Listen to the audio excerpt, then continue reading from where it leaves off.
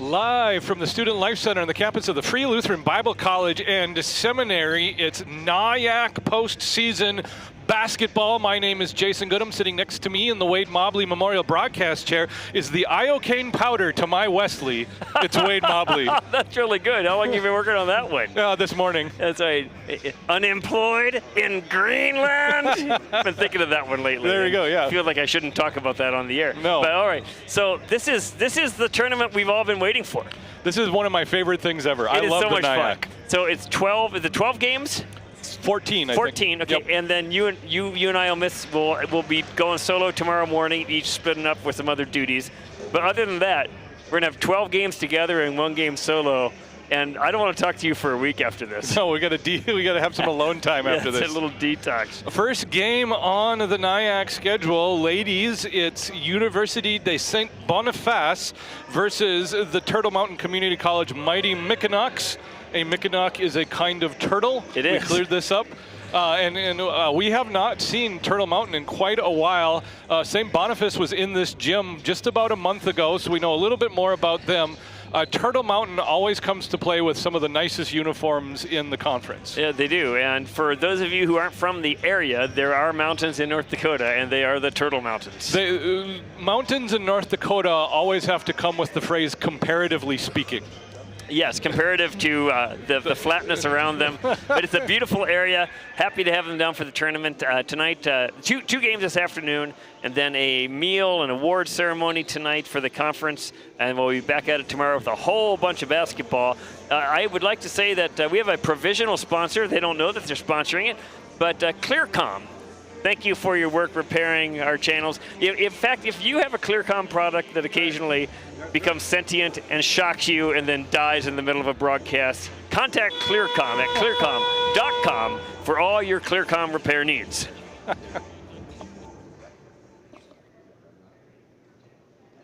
Good afternoon and welcome to the Student Life Center here at the Free Lutheran Bible campus for day 1 of the NIAC tournament. Game 1 is between the Turtle Mountain Community College Mickinoks and the University St. Boniface Le Rouge. Please join me in a word of prayer. Dear Lord, I just want to thank you for this wonderful day. Thank you for this tournament, Lord. I just pray over this game here, Lord, that you just keep everyone from any injuries and just protect them, Lord. And I thank you again just for sending your son to die on the cross for us, Lord. In your name I pray. Amen. Now, would you please rise, remove all headgear, for first the Plain of O Canada, followed by the Star-Spangled Banner.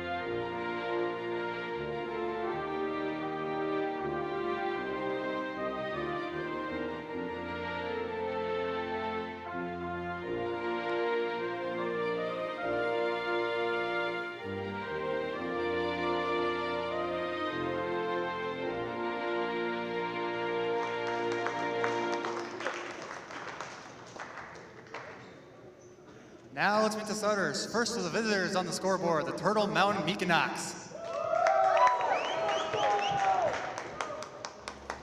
Number 1, Taryn Marion.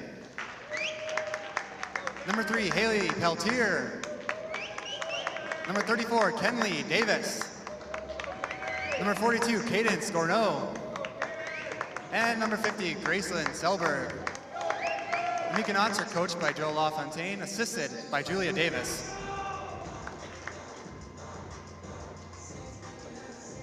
Now let's meet the starters for your home team on the scoreboard, the University St. Boniface Le Rouge. Number 3, Stephanie Skirteska. Number 5, Janelle Dito. Number 6, Serena Patterson. Number 7, Rain Clarice. Number 16, Ella Howard. Le Rouge is coached by Harold Namita, assisted by Jenilyn Monton. There are your starting lineups. Again, if you missed them, for the Mighty Meekanocks, Marion, Peltier, Davis, Gorneau, and Selberg. And for Le Rouge, Skirteska, Deato, Patterson, Ducassi, and Howard. A couple of quick mea culpas for us, for those who are the fans watching the broadcast. First, we do not currently have live stats, so we're going to do our best to formulate a statistical narrative for you. Second, if at any point in time we get a pronunciation incorrect, please drop the correct pronunciation into the chat on our YouTube live stream, and we will be happy to oblige by adjusting the pronunciation. And we love Canada. We could even say we are Canada-philes, I think. We could say that. We could say that. Moments away from tip-off, Gorneau versus Howard. Tip up. Le Rouge controls the basketball, and we are underway with the NIAC Tournament 2026. Live from Dog River. Not quite, but close. Oh, that would have been so good. Howard with the ball. Here's Skirteska now out on the corner. Gets it to Deato. Skirteska back into the paint. Deato, corner 3 for the first shot of the game. Nails it. Good start for USB. 2-3 zone for Turtle Mountain. They're going to have to get out in the corner to cover that shooter. And USB opening up in a clock press, easily broken by Turtle Mountain. You have to explain clock press. We will at the next dead ball, but it's a new term we've incorporated this year thanks to Coach Pierre from Providence. Coach Gorneau Pierre. Underneath for 2. Debra. Oh, that was Selberg, excuse me. Selberg with the putback on the rebound, puts it back 4-2. Both teams scoring on their opening possession. Howard in the lane, loses it, recovered by Kenley Davis. Turnover. Here comes Turtle Mountain. Davis dribbles the left side as the lane open, attacks. Good closeout defense by USB. She kicks out and rotates. Top of the key now, here's Marion with the ball. Lobs into Selberg, left-handed hook up and good. Nice feed. And Graceland Selberg has 4 points early. Turtle Mountain now with a 1-2-2 press. Ducassi gets to the baseline, dishes to, oh, we got a foul. I believe that was a dish to Serena Patterson. Got a foul on the floor. Selberg picks up a foul, and Selberg getting into foul trouble would be bad news for Turtle Mountain. Ducassi lobs into Deato. High post entry to Patterson. Now Deato, floater in the paint, no good. Hard off the back iron, rebound, pinballs around. Selberg lobs out, stolen by Howard. Howard attacks, loses the ball in traffic, stolen by Gorneau. The names are going to be a struggle for us without the live stats. It's really going to remind us. I'm going to be constantly glancing down, that's Yeah. for sure.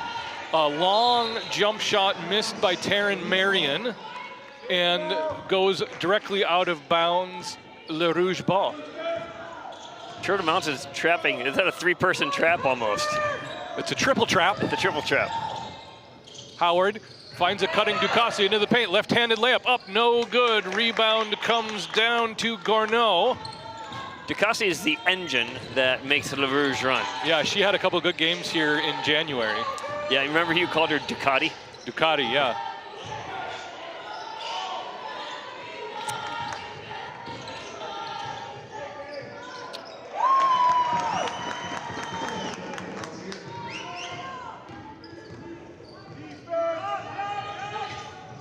Turtle Mountain with an early 6-3 lead. Rebound comes down, tipped down to Peltier. Gets a rebound after a bucket, lobs up to Gourneau. Gourneau, I think, defended and then fouled, and Gourneau will have 2 from the line. Okay, that's a late call. It's the right call. So yeah, there was a competing angles on that one. You just could not avoid a collision. They got that right. Okay, so today's sponsor, Beyond Limits, a cooperative ministry endeavor with Free Lutheran Bible College. We're going to let some of these sponsors who have sponsored FLBC basketball all year get a little bit of daylight for the NIAC as well. First free throw missed. Anne Celeste, who is a super sub extraordinaire for LaRouge, has checked in for Turtle Mountain, number 22, Cadence Ducato. Second free throw missed by Gourneau. Offensive rebound, no. We've got a jump ball underneath, and Turtle Mountain will maintain possession. Up 6-3 early in the game, 7:05 left to go in the first quarter. So it's Diotto, right? Diotto, something to that. I think it's Diotto. Okay. Ducato lines up a 3, drains very nice. it from the left wing, and it's a 9-3 lead for Turtle Mountain.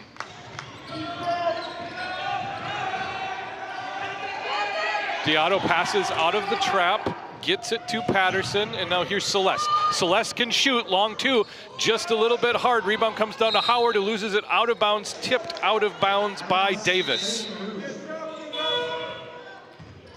Sub in for USB, as we'll see Gabriella Millman for the first time.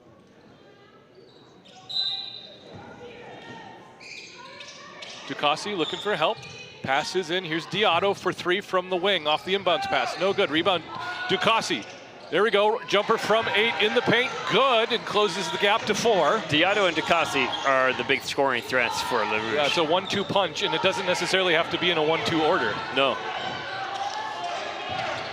Marion gets the ball to Davis. Davis drives into the paint and finishes. She'll have 1 more from the line. Davis did a good job of catching, squaring up, reading the defender, and then getting straight downhill towards the basketball, or towards the basket.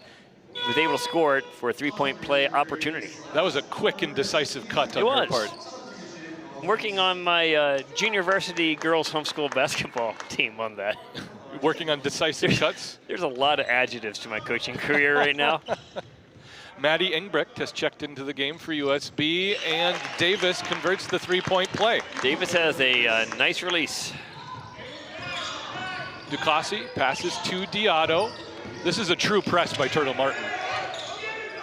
Lob to Millman to break the press. Now here's Ducassi, gets into the paint, passes out. Diotto, top of the key, pump fake, no shot. Dribbles into traffic, now underneath to Millman for 2. Great pass, great finish. The fake turnover to draw the defender up. Just like they drew it up. Yes.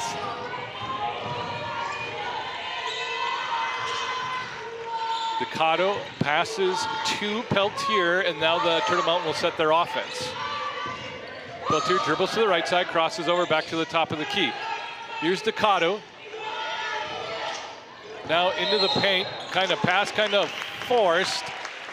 Defender ran through, that was probably Davis. Yeah, defender ran through Davis. So this is the 4-5 matchup. There's going to be some odd seedings throughout the tournament because of the way the Massey ratings work. But it all works out in the end. It all comes out in the wash. Hello, Gary. Corner 3 shot by Giselle Vandal, who's in the game, misses. Offensive rebound by Peltier, misses. Offensive rebound, and Turtle Mountain's got a 3rd chance. Selberg underneath, pass denied by Melman. Tipped over to Vandal. Now a skip pass. Here's Peltier driving, runner from 10. The bank is open for Haley Peltier. 14-7, Turtle Mountain with the lead halfway through the first quarter. Diotto with the handles, gets around the defender, gets all the way into the paint, turns around into trouble, passes to Ducassi. Ducassi with a runner from 10, no good. Rebound comes down to Selberg.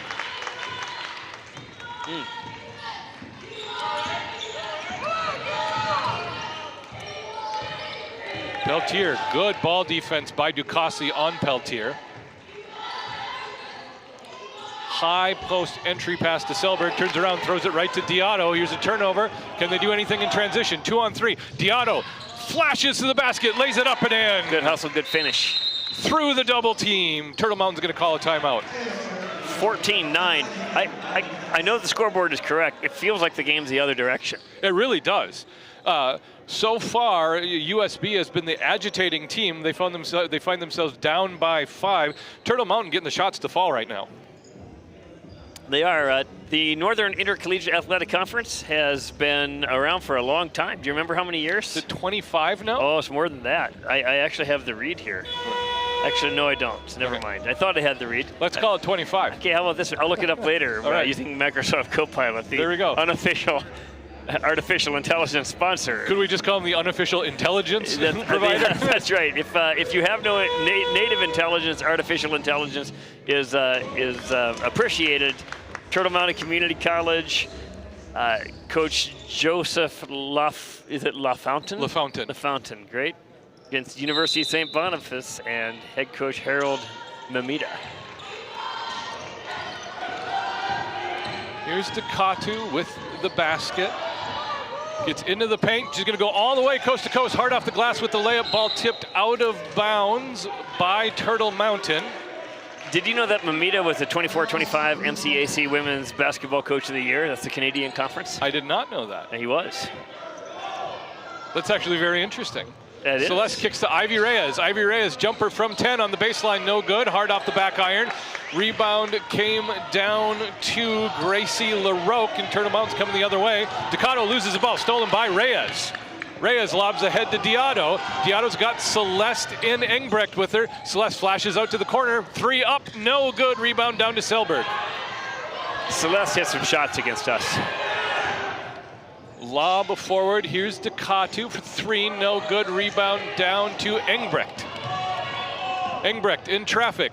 Leads up to Celeste. Celeste around the defender on the baseline for a layup. No good. Rebound is to Patterson. Patterson tangled up.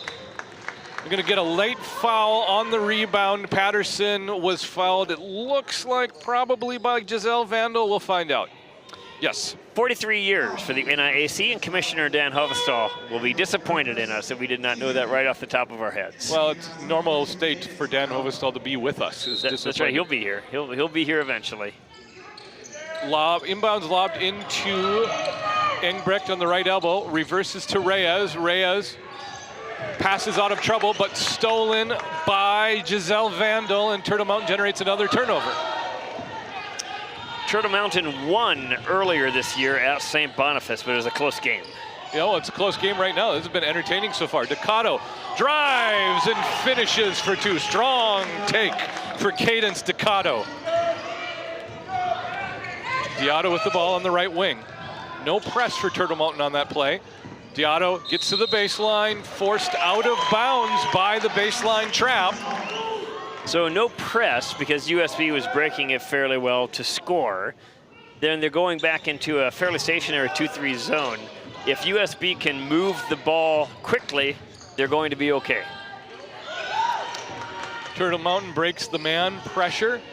Step out long jumper for LaRoque, no good. Rebound comes down to Diotto. Diotto leads. Here's Patterson with Reyes. Patterson hesitates, layup up. Oh, just short. Rebound by Reyes. Good hustle. Reyes outlets to Patterson. Turns around, 14-foot jumper. Yes! Second chance points for Le Rouge.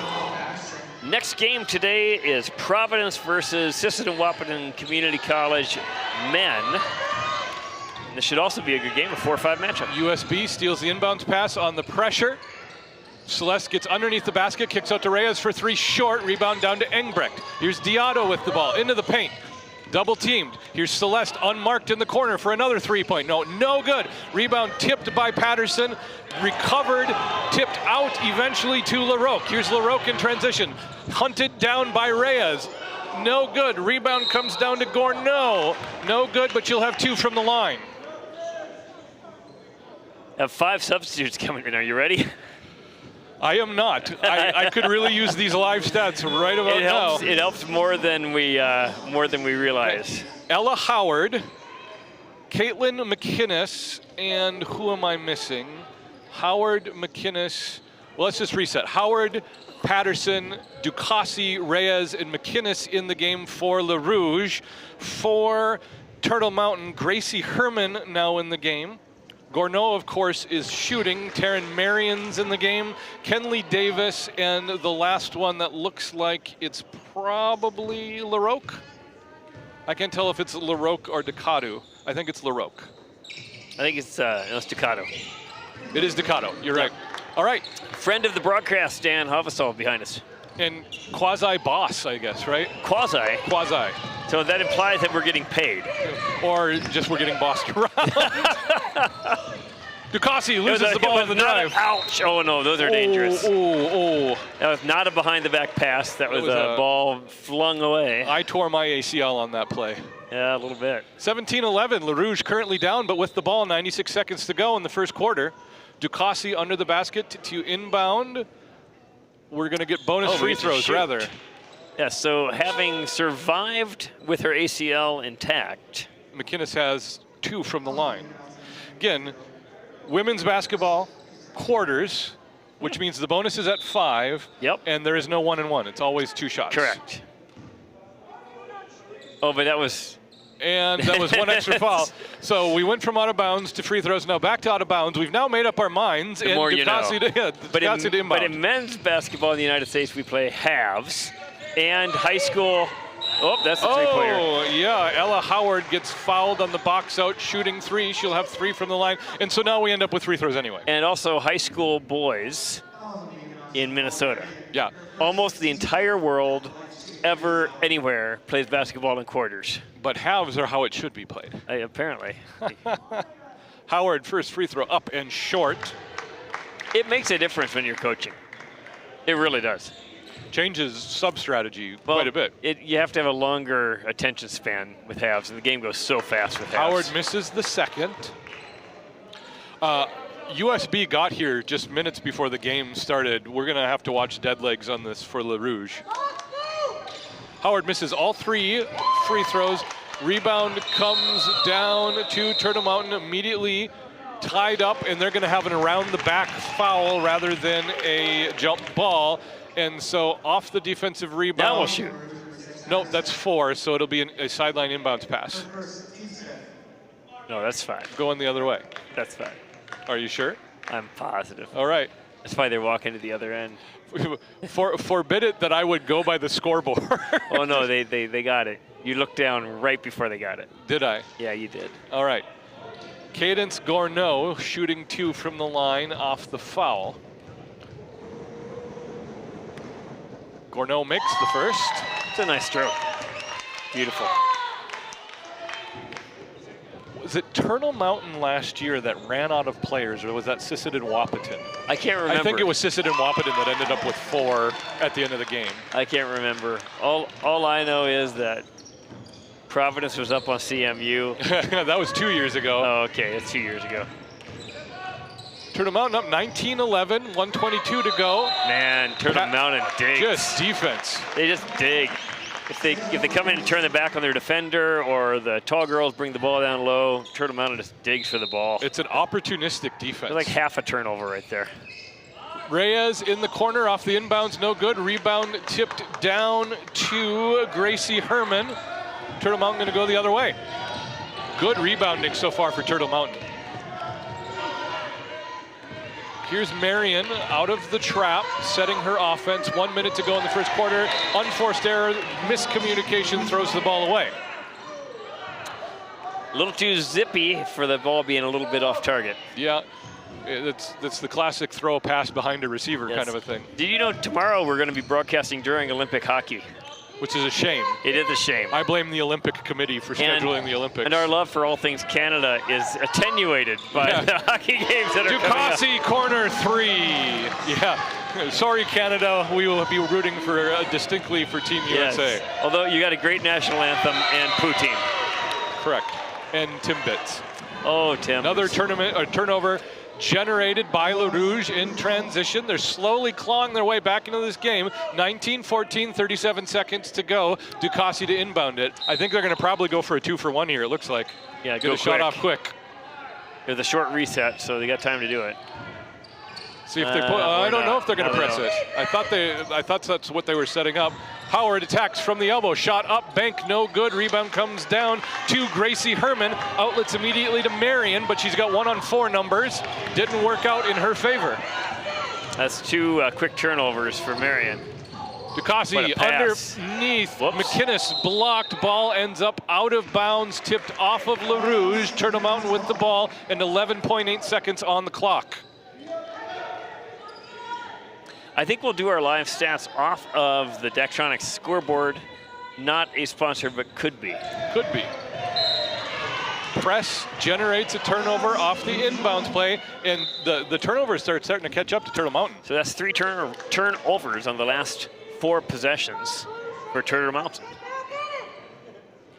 Ducassi to inbound underneath. Box set for LaRouge. Kicks out. Here's McInnes. McInnes to Ducassi in the corner. She's hit from there once. Short the second time. Rebound comes down to Herman. Here's Ducatu. Gets it to Herman, who loses the ball. Oh, man. Oh, it would have been another turnover, but clock expired. After 1 quarter of NIAC basketball, it's 19-14. Turtle Mountain over USB. Oh, man. Okay, so here's what's hard about this. The points on the board do not have names attached, and it's only the players that are in the game. And so you got to memorize numbers, which is... Or even know which team is home, which team is away. So the Conquerors are USB. USB, because they're the white jerseys, right? Okay, so that would be Diato with 5, Ducassi with also 5. with 5. Okay, so and here's our problem. We've got on one team we have Diato and Ducassi, and on the other team we've got Ducatu. And Davis. So it's just, yeah. Anyway, so I'm going to Frontier, Saskatchewan in April. I'm going to Elbow Lake, Saskatchewan in June. Okay, and what's in Elbow Lake? It's a family Bible camp. Okay, yes, and we'll probably have a team there, I think. Yep. Okay, so that's good. So Frontier, Saskatchewan is a place so remote that not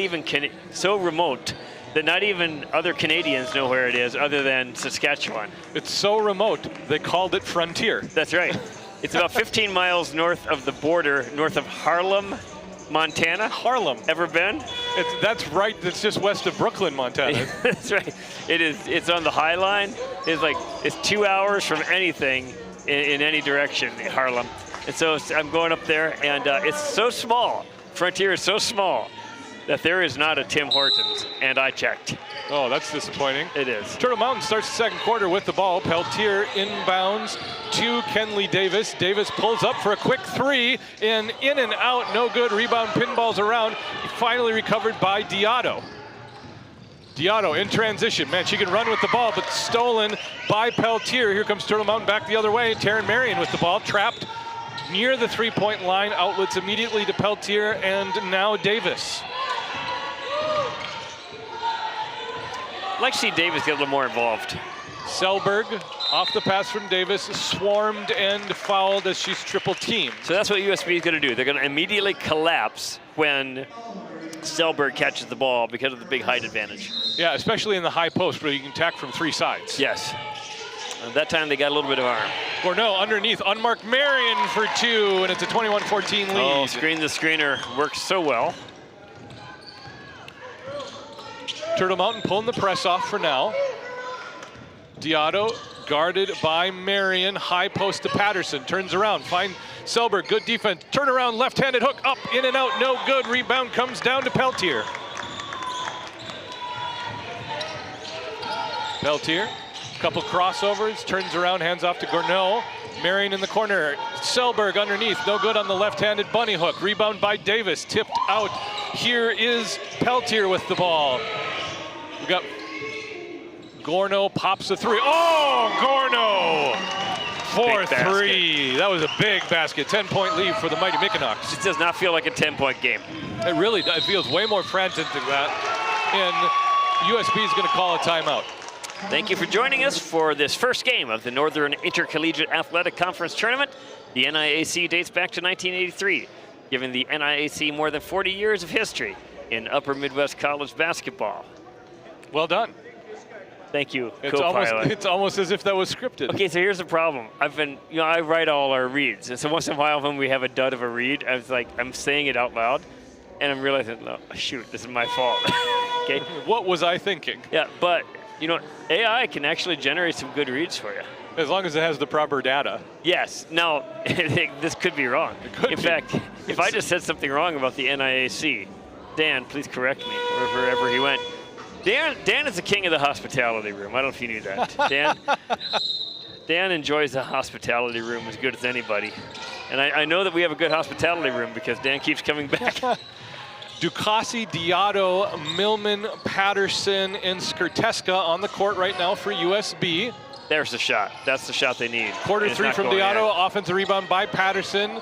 Selberg can't come up with it, tipped out of bounds by USB, and so the mighty Mickinoks come away with the basket anyway. Gourneau, Peltier, Selberg, Marion, and Davis on the court for Turtle Mountain. They reverse the possession. It's actually USB ball. USB down by 10. Did you say USB was the one that got out of the van a little too? Yeah, they left and got here just, enough to warm up, basically. That might explain some of the sluggishness. Yeah, and some of the that ball shots. Was in. Yeah. Fatigue shooting, you can tell right away. Skirteska misses the elbow jumper. That ball went fully below the rim and came out. Physics do not apply in basketball tournaments. Taryn Marion tries to dish to Selberg, disrupted and stolen by Diato. Diato's got Patterson and Ducasi with her, 3-on-3. Diato fakes the pass, up for layup, no good. Rebound comes down to Gourneau. Davis the other way. Really kind of waiting for Davis to take over for Turtle Mountain. Yes. Gourneau with the ball. High post screen from Selberg. Gourneau pops the three. That's going to be well short and go straight out of bounds. Good block out from Stephanie Skirteska. Ducato not appreciated by Taryn Marion. Ducato checks in for Selberg. Please leave me alone. Gracie Herman checks in for Taryn Marion. She did not say please.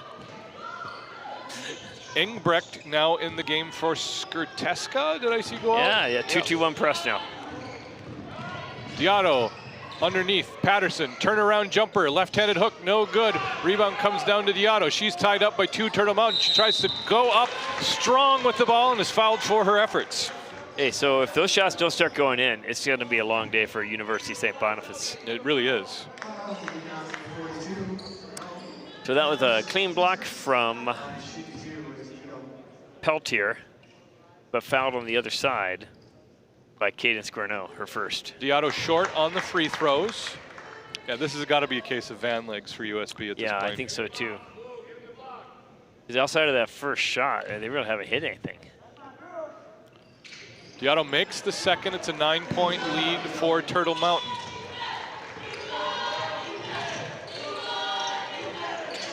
Ducato with the ball, marked by Diato. Loses her dribble, hands off to Gourneau. Good ball defense by USB. Crossover by Ducato into the paint. Passes out of some trouble. Three up for Peltier, missed. Davis and Diato tangle up underneath on the floor with the rebound. Jump ball, USB has possession. Head coach Wendy Grevin, attending her father-in-law's funeral, won't be here. Logan's coaching Logan's both sides, coaching right? both sides tomorrow morning. And Celeste now in the game. Bounce pass underneath. Engbrecht can't hit the layup. Might have had some contact on that. Offensive rebound comes down to Ducasi, who hits the left-handed layup follow-up. Second chance points. It's a 7-point game. Now, there hasn't been a made shot for a while, so USB hasn't been able to get into their press. Right elbow, there's Gracie Herman. Gets the ball underneath to Gourneau. She's double team and tangled up. Another jump ball, but this time Turtle Mountain will maintain the possession. 6:25 to go in the half.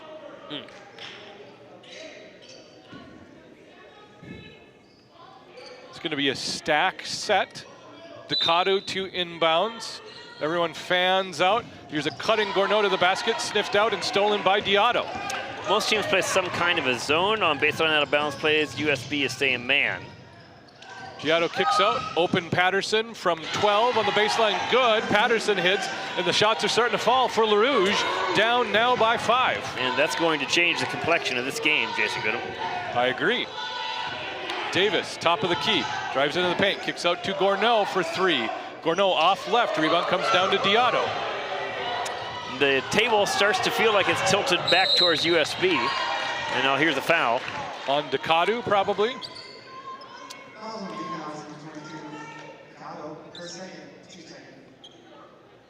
Giotto to inbound on the sideline. Ducasi takes the ball. 5:50 to go in the half. And Celeste now to the corner. Ducasi drives, Euro steps around, dishes to Giotto. She's going to be fouled in the act of shooting by Haley Peltier. That'll be the first foul on Peltier, 3rd team foul. Feels like the momentum is switching back to USB. It does just a little bit. Janelle Giotto for first free throw falls. 4-point lead for Turtle Mountain, 5:43 to go. It'll be really interesting to see what happens coming out of halftime.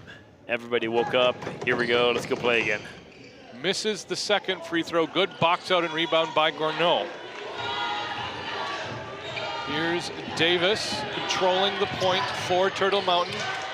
Loses a dribble, in a bit of trouble. Gracie Herman comes up and helps her out. Here's Ducatu underneath, throws a shot up as she's fouled, and now she'll have 2 from the line. No real foul trouble for anyone right now in the game, at least that we're aware of. That we're aware of, yes. And there are some broadcast tandems where in, shall we say, smaller audience live streams, where the color commentator would actually try to keep track of stats manually. But you're above that. I'm just too tired. We got a lot of games in front of us. I think we'll have them tomorrow. Ducatu misses the first free throw. Second free throw also off. Rebound comes down to Patterson. Here's Giotto. I think Logan's statting the game over there. He is. That's, talk about being below your pay grade. He's working his tail off and coaching 2 basketball teams.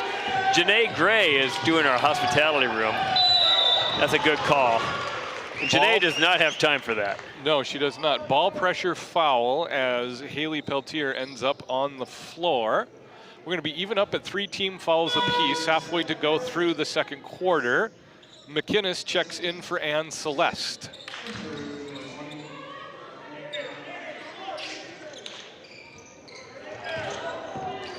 Here we go, underneath, Ducatu on the drive, no good. Rebound comes down to Patterson. She's got a handful of rebounds. We got a travel into ball pressure by Ducasi, who politely disagrees with that call. You know, that's a really good call. It's a difficult call to make because it looks like there's all this contact, but all the contact was initiated by the offensive player. Both players were set on the defensive trap. Yep. Gourneau to inbound. She's got Selberg, Ducatu, Davis, and Peltier with her. Bunch of subs in, so Millman, Giotto, Engbrecht, Ducasi, and McInnes in right now for USB. 5:02 to go. USB down by 4. Lob comes to Ducatu off the inbound. Selberg has position in the post. Kicks it back out. Ducatu for 3, short. Rebound comes down to Giotto. Giotto having a pretty good game despite being a little bit flat. She has several rebounds. She does. Layup missed by McInnes. Ducasi, second chance points, and good. Ducasi makes it fall, and suddenly it's a 2-point game. Yes, brand new game. At halftime, we'll stick around and we'll have some real stats for you we can talk about. Press broken. Ducatu, guarded by Ducasi, leads Selberg. Can't convert the layup. Second chance. Rebound by Gourneau. Goes off the top of the backboard, coming the other way off the missed shot. Going to take a full timeout by Turtle Mountain. 24-22, Turtle Mountain currently leading. Today's game sponsor is Beyond Limits, a partnership venture with Free Lutheran Bible College offering a 2-year residential post-secondary Christian campus experience for qualified young adults with developmental disabilities. The program includes customized selection of audited classes independent living skills and job coaching to gain skills in preparation for the future. Been a really valuable addition to our campus these last 2 years. Did you see the video testimonies? I have not seen those. That they did for Dr. Nathan Olson's class. Oh, really? Fantastic. No, I don't doubt that for 1 second. Tear-jerking, and they have their own, Beyond Limits has their own YouTube channel that we will not link to in the show notes because that would take effort. And I barely know how to do that. Let's face it, we can't provide live stats. Who are we? We can talk, we do have a link to a C.S. Lewis episode. Only on your algorithm, yeah, that's not the same for everyone? No. Okay. So, Beyond Limits, if you look up their YouTube channel, you can see testimonies from their students in our, it must have been Gospel of John class. Oh, sure. That's really good. Marion Peltier, Davis, Ducado, and Selberg out of the timeout for Turtle Mountain. Millman, McInnes, Celeste, Engbrecht, and Ducassi for USB. McInnes feeds the ball to Engbrecht. Engbrecht wants to drive. Pass underneath to Millman. Up and good. The dish from McInnes. Tie ball game. Here we go. 4 minutes and change to go. All knotted up at 24. Good ball pressure by McInnes. Just agitating Ducado. Celeste nearly steals the ball. Davis turns around into trouble, dribbles it off her foot. She wanted to fall, and LaRouge is back and fired up. They are. And the momentum has definitely shifted back in the direction of USB.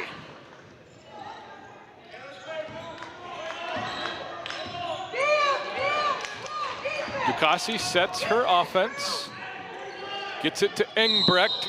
Davis slides into Engbrecht. Engbrecht falls over, and we've got a foul. That was Turtle Mountain's last foul to give. So team 4.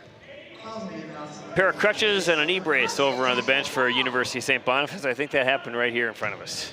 I think so too. Trying to remember her name. Street clothes don't have numbers. That's Shravya Purdy. Yeah. She was a problem down low. Yeah, she was a handful. Celeste pump fakes the you three. Need to shoot that. You got to shoot that. All right, gets it into Millman, who had position. Millman passes out of a double team, but it is stolen by Ducado. Here comes Davis trying to avoid a trap at half court. She does. She's got Peltier with her, but she gets agitated, and that was USB's last foul to give. Yeah. Did you see the overtime victory last night? I did not. The Quinn Hughes goal? Yeah, as is fitting. Oh, wild so player. Good. Yeah, I did not see it. I read about it. Such a good game. Ducado takes the inbounds pass, finds Selberg in the paint, kicks it out, reverses to Davis. Davis has not been shooting today at all. Selberg, man, good ball defense by Millman. Here's Ducado for 3 left side, no good. Rebound comes on. Oh, excellent offensive rebound and put back by Haley Peltier. Turtle Mountain back with a 2-point lead. 3 minutes to go in the first half. McInnes finds a cutting Millman and one. Gabriella Millman with the finish, and she gets one more shot from the line.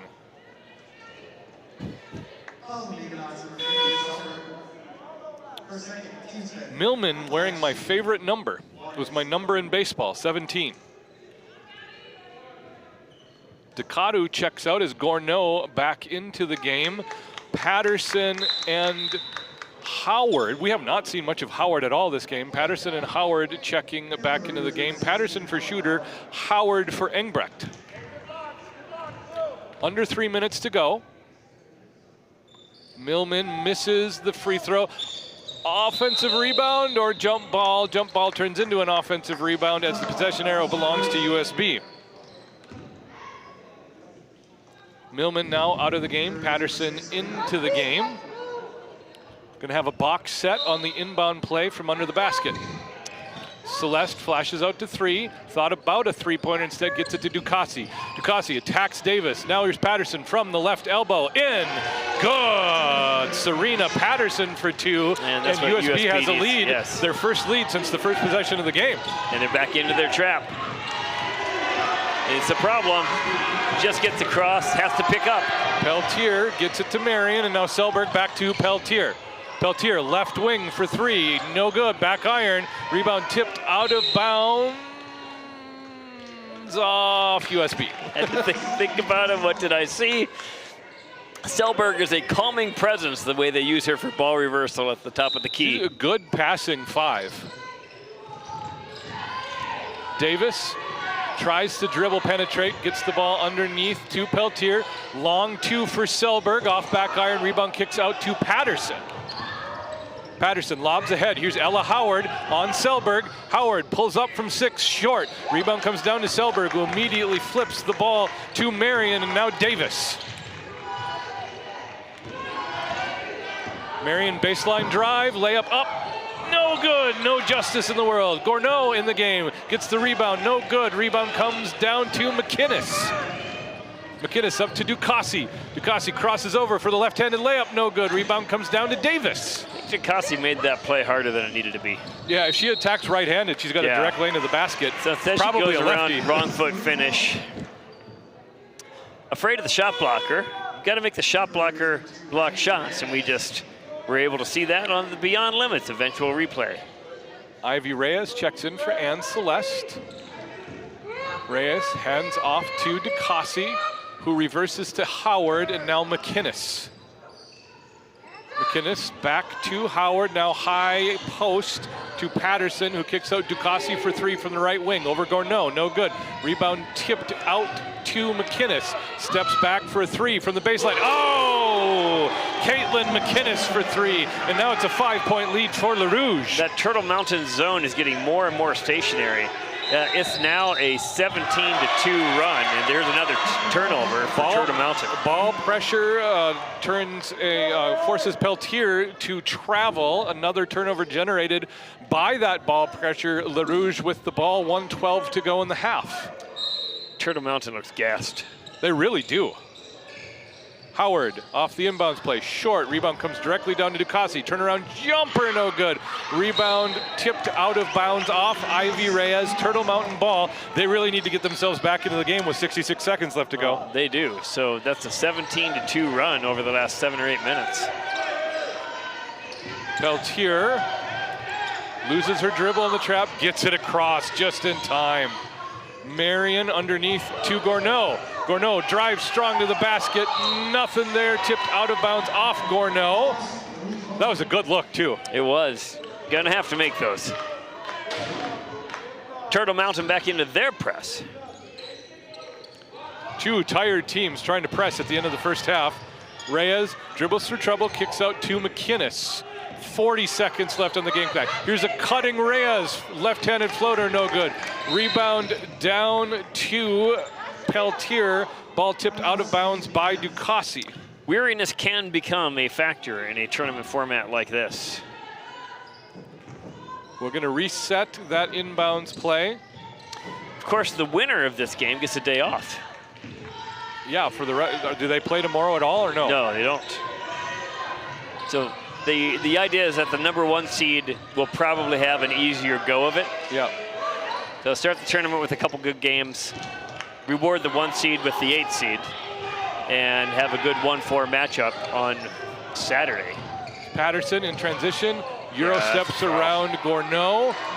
Offensive rebound by Ducassi, who is just bumped and bumped again, and she will have 2 shots from the line. Selberg's gonna pick up her 3rd. Is that 3 on Selberg? It's 3 on Selberg. It is 3 on Selberg.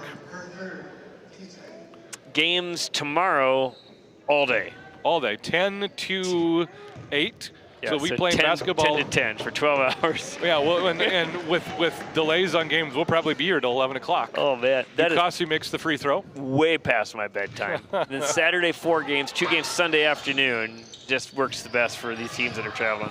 Ducassi misses the second, tries to save the ball by tipping it in bounds, but recovered by Turtle Mountain. Not going to get a shot off at the buzzer. So my how the turntables, yes, as Michael Scott would say.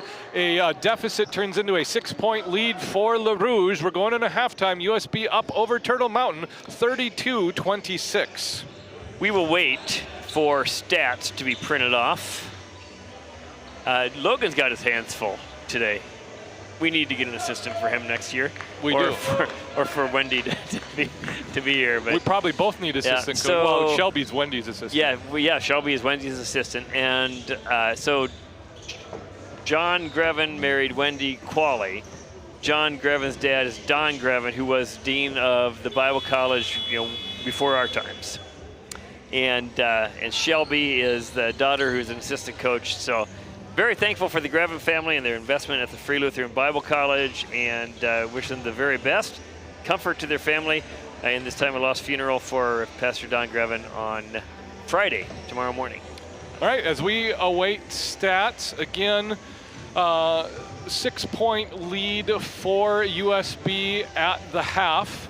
We are awaiting Sisseton-Wahpeton versus Providence, the second game of the opening day of the NIAC tournament. Yeah, so Turtle Mountain Community College from, it's Bottineau, right? Is it in Bottineau? Turtle Mountain is in Belcourt. Belcourt, yes. Belcourt. Very, very close to. In the neighborhood, In right? the neighborhood, at least, yes. And University St. Boniface, Winnipeg, we learned a little bit about them. They're a French-speaking school, which is, their, Université de St. Boniface. Boniface. That's my Fromage. French. Fromage, an all-time great, which means cheese. Which, ladies not and egg, but cheese, so good. as we found out. They're a very old school and a very big school. Yeah. So.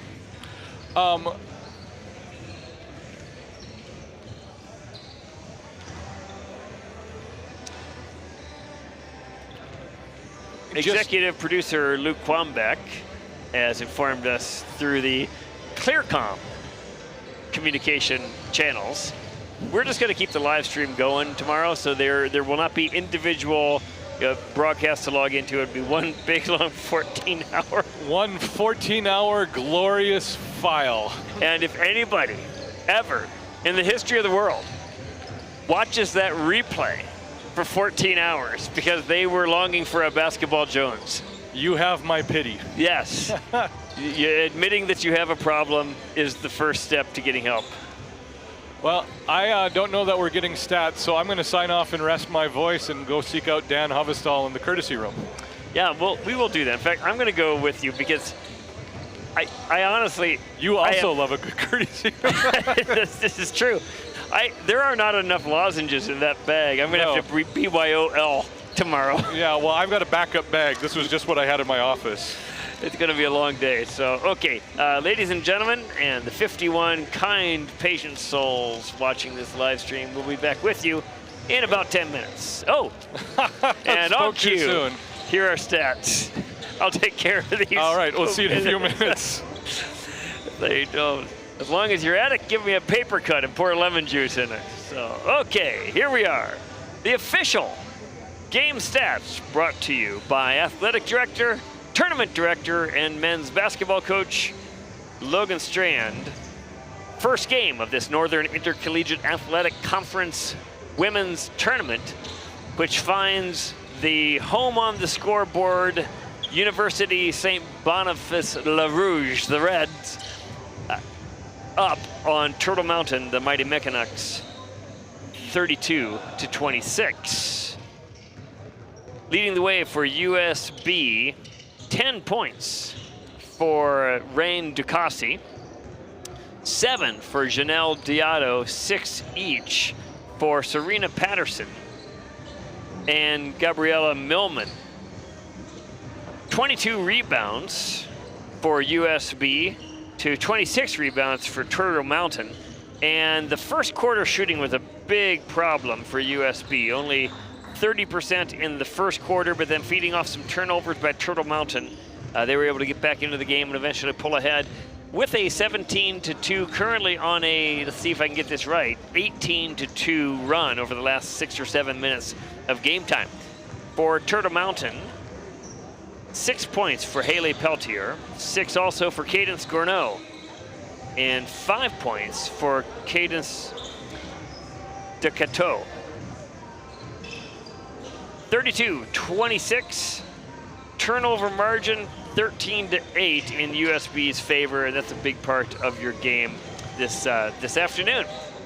We'll be right back for in about an 8-minute break. We'll get the second half of this first game underway. Thank you so much for joining us on this live stream of NIAC Conference Basketball.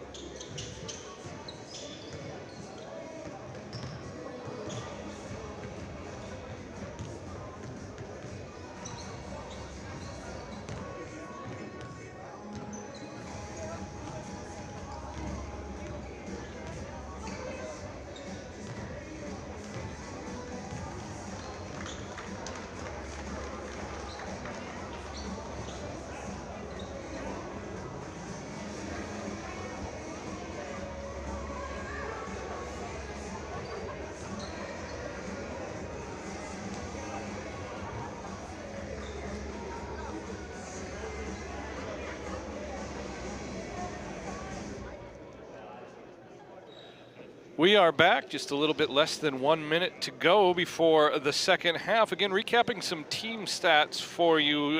Team rebounds, USB with 22 in the first half, Turtle Mountain with 26, relatively even, but the turnover situation tells the name of the game. Turtle Mountain with 13 turnovers, USB with just 8 turnovers, and that'll do it. Second chance points during the first half, St. Boniface with 13, Turtle Mountain with 10.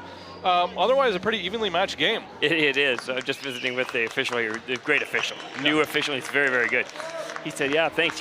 Thanks. Listen to every time I watch the game. I listen to the commentators. I love having the commentary. Most games don't have commentary." I said, "Yeah, most people aren't that narcissistic." Yeah, this is true. Second half underway as Peltier inbounds to Davis. They are joined by Marion, Selberg, and Gourneau. That's your 5 starters for Tudor Mountain.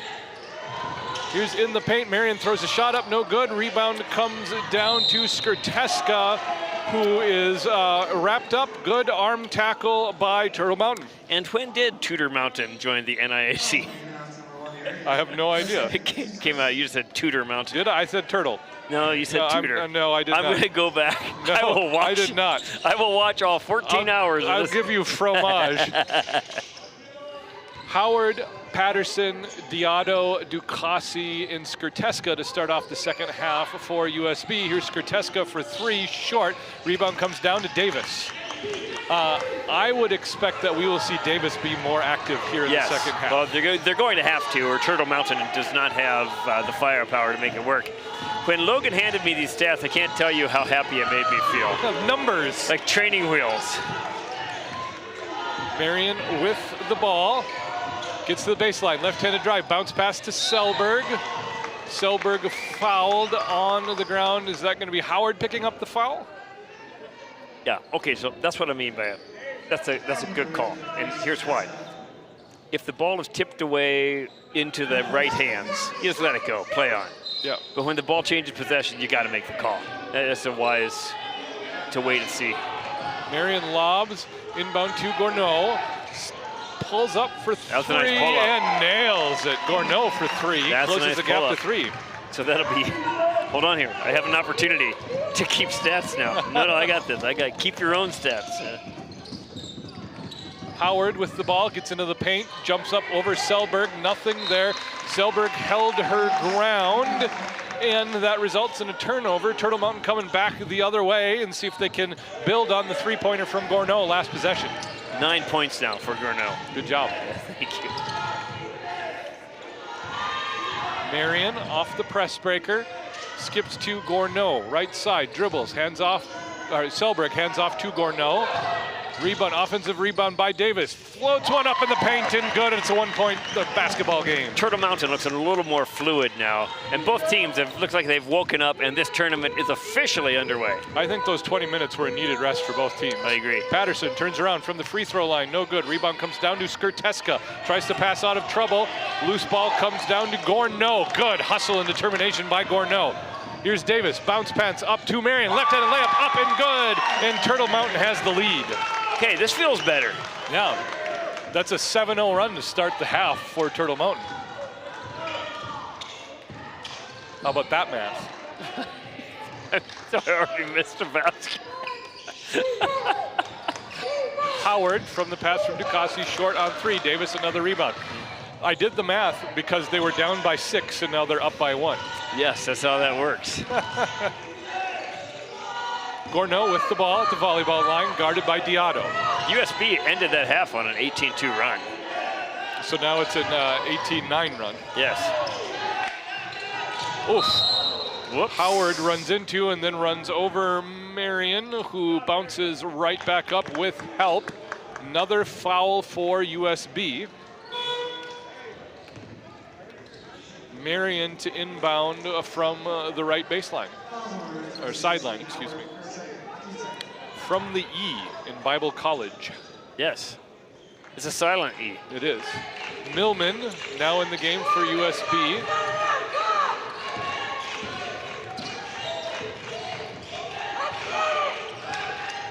Peltier double-teamed and harassed by Diato and Ducassi, passes out of it. Here's Gourneau, top of the key to Davis. 6 on the shot clock. Davis doesn't see it yet. Gets it to Gourneau, who sees it. She likes that spot.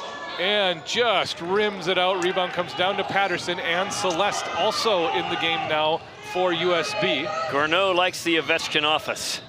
Diato, baseline jumper for 2, and that stops the bleeding a little bit for USB. Do we reveal Olympic scores on That's a great this question. broadcast? I think so. USA women's hockey comes away with the gold overtime win, 2-1 over Canada. Really? Yes. Wow. That's Davis to the basket, blocked, rebound comes down to Gourneau, stripped and stolen by Millman. They're going to call a jump ball before Millman gains possession. Ducatu is going to check in for Gourneau. My wife is texting me during this broadcast. I don't think she understands what a big deal I am. I think You are involved. We are involved, engaged, nay, entranced. Gracie LaRoque checks in. Selberg's going to take a breather. So Ducatu, LaRoque, Peltier, Davis, and Marion on the court right now for Turtle Mountain. Diato, Millman, Patterson, Ducassi, and Celeste for USB. Celeste Great pass. Underneath to Patterson. Patterson gets a shot up, can't finish. Rebound comes down to Millman, who kicks it out. Here's Ducassi, second chance 3, off left. Patterson hustled, can't quite save it. Foot was on the line before she got to the ball.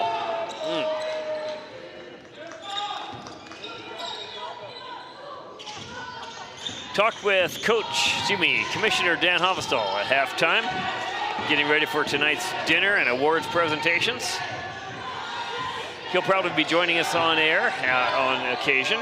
Davis shakes and bakes, gets underneath, misses the finger roll. Diato outlets, here's Ducassi in transition, no good on the layup, and Turtle Mountain comes right back the other direction. Oh, good ball defense results in a turnover by Diato. She outlets up to Ducassi, left-handed layup up, no good, fouled by Ducatu, and Ducassi will have 2 from the line. So a lot of contact on the steal. Ducatu left the ball to Diassi. Diassi went in for the layup. Ducatu chased her down from behind. Diato and Ducassi. It's so hard for me. There's a lot of names. And get there that. are 2 cadences. Did you notice that? Yeah. 2 cadences on the floor for Turtle Mountain. They've got a good cadence. If they're not both in step, If they're not in it lockstep. gets awkward. Ducassi hits the first.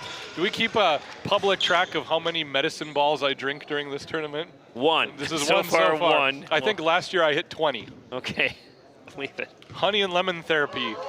And for the, it is what again? What is a medicine ball? A medicine ball is black tea brewed into lemonade, hot lemonade with honey. And where can one obtain such a drink? At the Full Court Press. Very Official nice. concession stand of Free Lutheran Bible College basketball. Here's Ducatu, right wing 3. She's been off, can't hit there either. Rebound comes down to Celeste. Celeste weaves in and out of traffic, lose control of the ball, hands off to Ducassi, baseline drive underneath, gets it to Diato, turnaround jumper, yes! Ducassi to Diato for 2, and it's a 5-point lead for Le Rouge.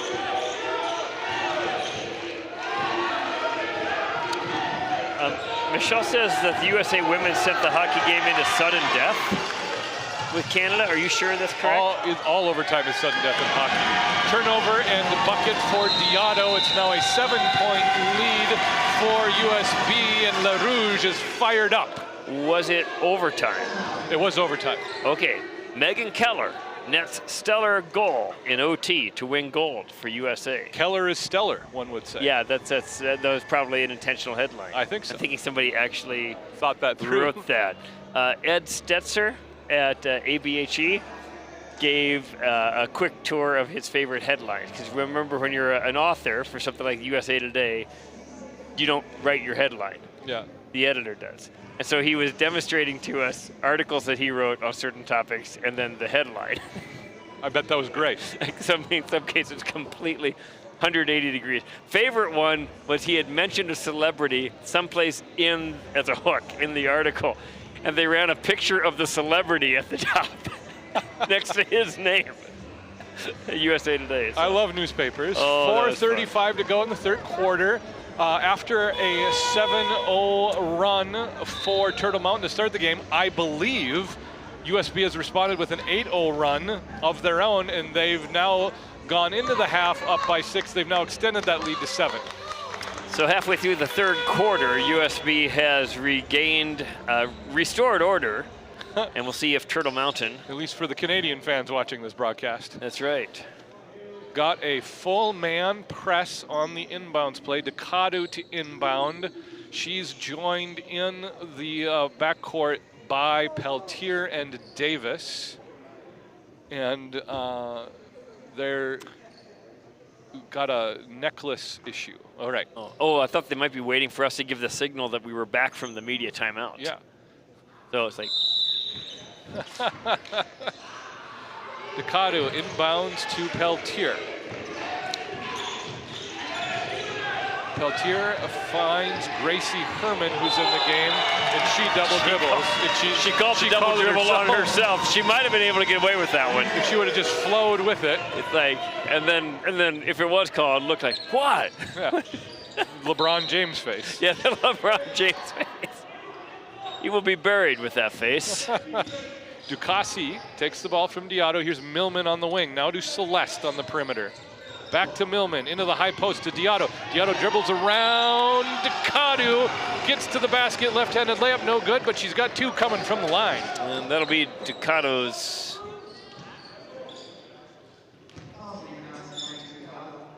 fourth. Oh my. So Selberg has 3, and now Ducado has 4. And those are big fouls for Turtle Mountain.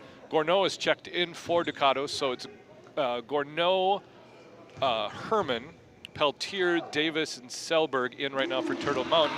Diotto hits the first free throw. She's joined on the court by Millman, Ducassi, Caitlin McInnes, and Ann Celeste. There's a lot of room in the interior of this 2-3 zone, and USB is exploiting that. Diotto hits her second. She's up to 15 points, leading all scorers right now.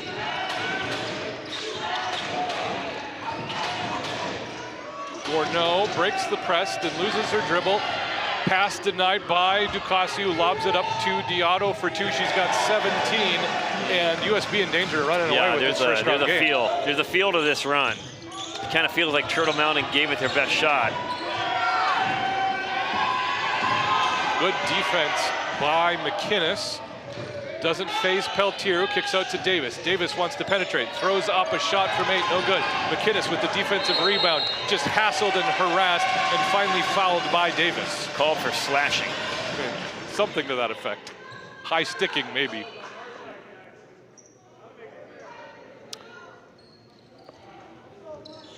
Coach Logan Strand, athletic director Logan Strand, live stat procurer Logan Strand, interim women's head basketball coach Logan Strand, tournament director Logan Strand, and now sweat wiper upper.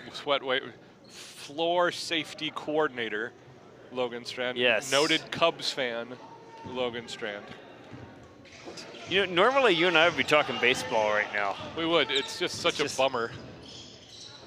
I don't think I'm even gonna try to get the games. Oh, good triangle pass there. Ducassi blocked out of bounds by Peltier. Good block, Miss Peltier. Haley Peltier's had a good second half. Down by 11, Turtle Mountain on defense. Here's USB with the ball. Diotto takes the inbounds pass, gets to the elbow. Floater from 8, no good. Rebound comes down to Gourneau, who creates space for herself and dribbles out of trouble, lobs ahead to Davis. Got it, yep, there it is. There's a hip check by Ann Celeste as Davis tries to get around her. And that'll be 3 team fouls on USB. There's a really good chance you're not going to get away with that one. You edge somebody out of bounds in front of 2 broadcasters, the official and the assigner of the official. Yeah. You're going to get caught. Someone's going to pick that up. Gourneau drives to the basket. Runner from 8, no good. Rebound tipped down to Herman. Here's Selberg, pump fakes, drives to the basket. Happy feet, no Penguins in the gym, please. I wanted to see where that one was going to go, actually. I thought she was going to finish. Me too. Did the shuffle step before going, though. 2:53 to go in the third quarter. USB holds an 11-point lead. Look at that room. There's so much room. Skip past. Here's Celeste, right side. She hasn't hit all day. Bank not open for Ann Celeste. Good rebound by Davis. USB just isn't hitting any shots, and they're up 11. I know. This could probably easily be a 20-point game right now. Yeah. Herman to the basket, hard, strong finish.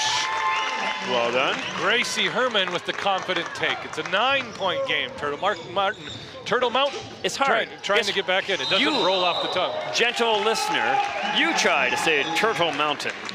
On the fly, while talking about basketball. Multiple times. Turnover generated, so we got a score and a stop for the mighty Mickinoks. Down by 9, 2:19 to go in the third quarter. Say turnover by Turtle Mountain. Yeah, it's not possible. No, it's hard. Davis goes coast to coast after the inbounds pass, gets to the baseline, turns around, runs right into Patterson, who's going to get a blocking foul. And that'll be the 4th team foul on Turtle Mountain, so now both teams in the bonus. Second for Patterson. I don't think anyone for USB in any real foul trouble. No. Here's Peltier on the low block. Turn around, left-handed play. layup. No good. Rebound by Patterson. So that play, all they do is it's man-to-man. So whoever has the advantage just stays home and they post her up. Ducassi in transition makes the layup, and it's an 11-point lead for Le Rouge. Here's Gourneau, turns around, now Davis. Davis, long 2. There was no spin on that shot whatsoever. No, there wasn't. Amazing. Knuckleball. Davis hustles, gets the long rebound, ties up with Patterson. Jump ball, possession arrow belongs to Turtle Mountain. Checking into the game, or back into the game, is Taryn Marion. And Selberg's going to get a breather. So Turtle Mountain going small here as they try to rotate in their post presence with Ducatu has 4 fouls. Peltier looking for some help on the wing. Give and go to Gourneau. Can't create space. Got a jump ball block by Ivy Reyes. USB generates the turnover. Engbrecht checks in for McInnes. 1:21 to go in the third quarter. Have you seen Coach Pierre Debrua? Just briefly saw him. I wasn't able to speak to him. Timeout called by USB. We like Pierre. I'm a fan. Good guy. He's the one who taught me about the clock press. The clock press, and tell us about the clock press. So the clock press is a FIBA basketball rules response to the lengthier American clock. So the American clock is a 30-second shot clock. College FIBA rules is a 24-second shot clock north of the border. And so you run a clock press, which is more or less to harass a team into wasting 7 or 8 seconds of their clock time getting the ball across half court. If you generate a turnover, fair, good job. But if not, you used up shot clock. You know, that's even more articulate than listening to Alexandria Ocasio-Cortez talk about greater European continental security.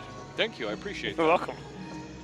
I pride myself on my geopolitical basketball rules explanations. There are some great sound bites coming from the world right now. There always are when everything's recorded. That's right. It's like, I'm not sure where this country is, but if only they had Microsoft Copilot. If only. Ducassi kicks out. Here's Engbrecht, rotates corner. That's a good shot. Diotto for 3, and an out rebound comes down to Patterson.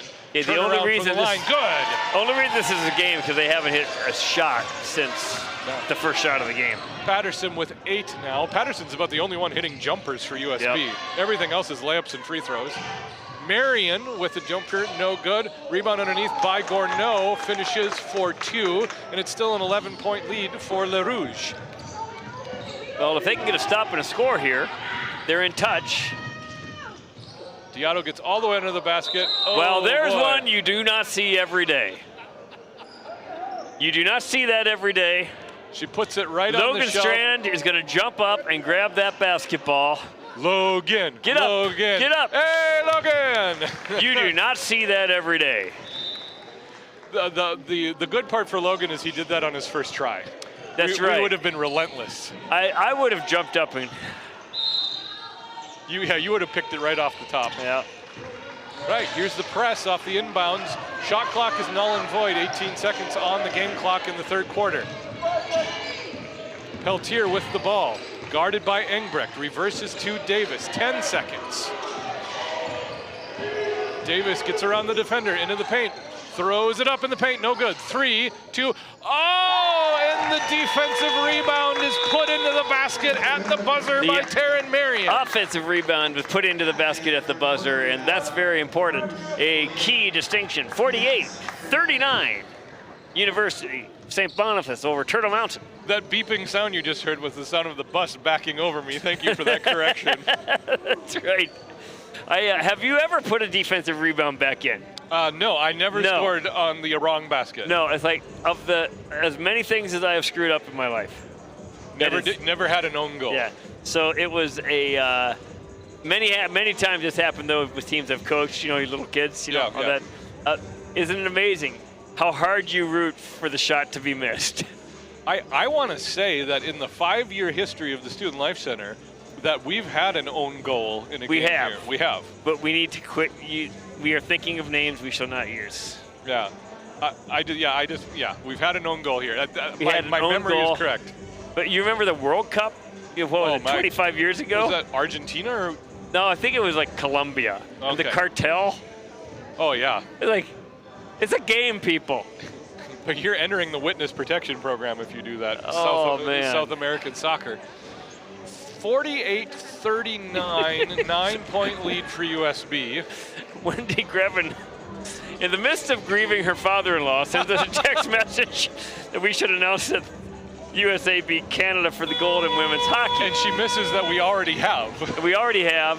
And honestly, I don't want to start a fight. No. I really don't. We don't want to rub it in with our Canadian friends. There's enough fight picking from the United States towards Canada these days. We are your friends. We are improving international relations as we speak. One bowl of cheese curds and gravy at a time. Correct, and fries. And fries, key. Taryn Marion to inbound the ball to start off the fourth quarter. Turtle Mountain with the possession area. She's going to hit point guard Kenley Davis, guarded by Engbrecht. Davis dribbles the ball into enemy territory, passes to Gourneau. Gourneau at the elbow, hits Selberg, kicks back out. Here's Davis for 3, off right. Rebound comes down to Ducassi. And that's the shot Turtle Mountain's going to have to hit to break down the USB defense. Ooh, and Maddie Engbrecht loses her footing and falls over as the pass comes her direction. Turnover on the misstep.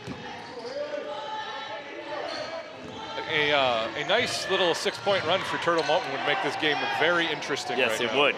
It would. And they're about to get called for a 10-second violation. Yeah. Man, they didn't even get it past the free throw line. No, and Davis is saying, come help us out here. Or Peltier, rather. Okay, Reyes, Ducassi, Patterson, Engbrecht, and Diado for USB. Gourneau, Selberg, Peltier, Davis, and Marion for Turtle Mountain. Diado under the basket, passes out. Reyes blocked by Peltier, who outlets long to Taryn Marion. There's the pass for you.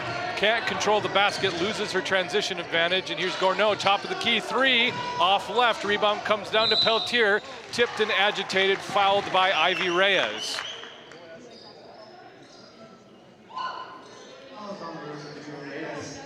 .9:02 to go in the game. Turtle Mountain with the ball down by 9. There's Selberg, kicks out to Peltier on the wing. Peltier drives left side. Can she get to the basket? Turnaround, nothing there. Kicks out to Davis. Now Davis attacks. Right-handed layup from the left side. No good, but she's fouled and we'll have 2 from the line. 48-39 in this first game of 14. Is that true? I think it's 14 games. What do we got? 1, 2, 3, 4, 5, 6, 7, 8, 9, 10, 11, 12, 13, 14. 14 games. 16. Yeah, that was 1, 2 of the 14. Oh, you counted. Yeah, Davis misses. Good job, Jason. That's for offensive defensive rebound there. Good, nice work. Davis hits the second free throw, and it's an 8-point lead for USB.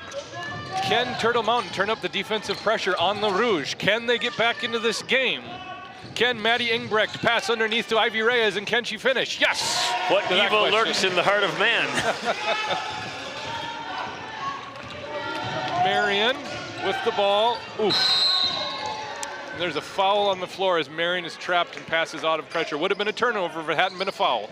Taryn Marion has taken a couple shots.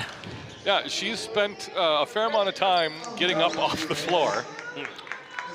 Gonna need some ice and some Advil after the game. Gourneau to pass. Inbounds, here's Peltier on the right elbow. Backs her opponent in.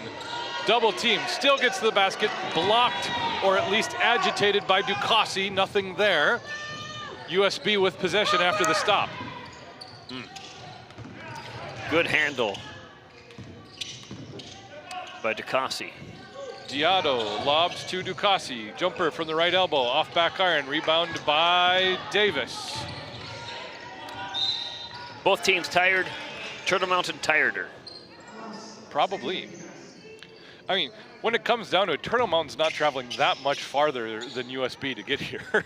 No, it's a haul to the great state of North Dakota. North Dakota's the better Dakota, that's why we're on top. Davis, three, no good. Rebound comes down to Selberg. Underneath, here's Taryn Marion. Oh, blocked almost out of the gym by Diado. Flying across the lane like Scott Goldseth. Wow, deep cut. There's two people on this broadcast who understood that. It's just you and me. Gourneau inbounds. Inbound pass tipped and stolen by Ivy Reyes. She's got numbers, but they're not going to do the fast break because they're trying to eat clock. Reyes hands off to Ducassi. Now Diado for three, nails it. There, 20 points for Diado, ice cold. Okay, so this is slipping away now. Yeah, 13-point lead for USB. This is probably the last best shot for a run for Turtle Mountain, and Maddie Engbrecht fouls. The Rouge bringing in Kenley some Davis. subs, just to try to pace with a three-game tournament. Ducatu and 4 fouls back into the game for Marion. Did you have church last night? We canceled. Okay, it was pretty nasty. We were not expecting to get that much. It was this little pocket of 7 inches, and we were right in it. Yeah, and the problem with down South Minneapolis is that they don't plow for 2 or 3 days. No, so there's no place to put the snow. Yeah, get that up, get that up. Jumper in the post, no good. Rebound comes down to Anne Celeste, shortest player on the court. And an over-aggressive playing of the ball goes to Gourneau, who picks up the foul. So registers her protest on the foul not being called by committing one herself. And it's counterproductive. 3 fouls on Gourneau. So I stayed home last night as well. Michelle and the kids were already up at church. I was going to drive off separately. The roads were too bad. I stayed home. I watched all 10 ends of a curling match. That's a gorgeous thing, isn't it? They don't even televise the whole thing. Like the first 3 stones they ignore. Millman can't hit the jumper from the elbow. Outlet pass, here's Ducatu. She's got Davis with her. Ducatu turns around, had Marion, now just decides to shoot the 3. Off left, rebound comes down to Kenley Davis. Curling is like an episode of Chopped. If you watch the appetizer, you can't stop. It sucks you in. It's just such a strategic game. Yep. Ducatu underneath, misses the bunny. Gets her own rebound, throws a shot up, and she's going to be fouled by probably Ducassi, maybe Diado. That's Diado who picks up the foul. Diado's second, third. Well, that would be something. What's that? If Diado fouls out. Yeah, it would. How about playing shuffleboard but pretending it's curling? Same thing. I did that. Ducatu misses the free throw. I don't have access to a curling rink, but I could find a shuffleboard court. Would you just use a broom for? No, I just yell at it. Go. I don't want to mess up the courts. So I just yell at that puck. Ducatu makes the second. It's a 12-point lead for USB. Need a couple more turnovers for Turtle Mountain to get back into this game. Diotto gets out of the trap, lobs ahead to McInnes. McInnes to the elbow to Celeste. Celeste pump fake left out. What a move by Ann Celeste. I'm going to move the stanchion, Jason. Have fun. Taryn Marion with the ball. Agitated by Ann Celeste. Loses track of the ball. Ann Celeste all alone. Left-handed layup. No good. Misses it. Taryn Marion gets the rebound. We're just going to pretend that never happened. Here's Gourneau against Millman. Pump fakes. Nothing there. Good offensive rebound by Kenley Davis. I have moved the stanchion. It's been adjusted. Davis ends up on the floor, and there's Ducasi picks up a foul. And Kenley Davis is going to be shooting 2 from the line. Is that 2 on Ducasi or 3? First shot up by Davis, good. Kenley Davis with 7 now. Gourneau leading all scorers on the court for at least Almighty Mickinox on the court with 11. Davis misses the second free throw. Diotto with the rebound. I guarantee Diotto's double-doubled. 3 fouls on Ducasi. Diotto, scoop layup, and good. Oh my goodness. Diotto parts the Red Sea, does a scoop layup, rolls it in, and has an and one from the line. First half, Ducasi had 5 rebounds and 10 points, and she's up to 22 points and probably more than 10 rebounds. Yeah, it's, I guarantee Diotto's double-doubled, and Ducasi might be close. And one converted, and that's a 16-point lead for USB. Ducatu gets the ball to Davis. Davis guarded by McInnes. 44-18 run since midway through the second quarter. Wow. Here's Davis from the wing, no good. Missed the call. 3 seconds? 3 seconds, 3 in the key. 5:13 to go in the game. I think pretty much a score on this possession ices it for USB. Yeah, I think it's already iced. You think so? I think so. Like Providence CMU no, iced or actually iced? It feels way different. McInnes to the corner. Here's Ducasi. Now finds a flashing Millman. Runner in the paint. No good. Rebound comes down to Marion. No, excuse me. Not Marion. Herman. Herman just harassed. Tackled by Celeste. And now they're going to call a jump ball after the scrum. That was Herman, Ducasi, and Celeste involved in that. Yeah, Celeste is all over that one. Yeah. After the game, we'll wrap some stats. 20-minute break. We'll go silent because remember, we're not having a new live stream. We're going to have a running live stream.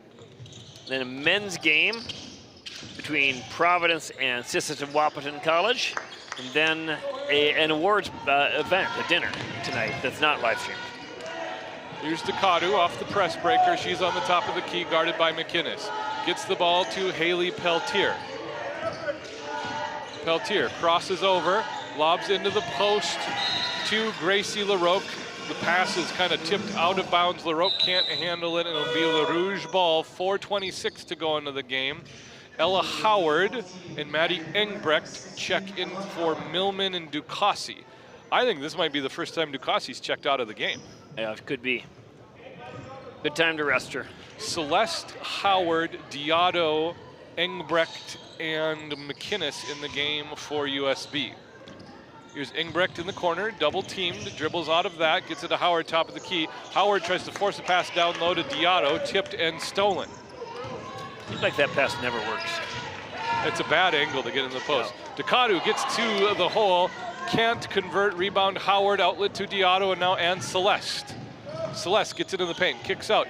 Step back 3 for McInnes, off the glass.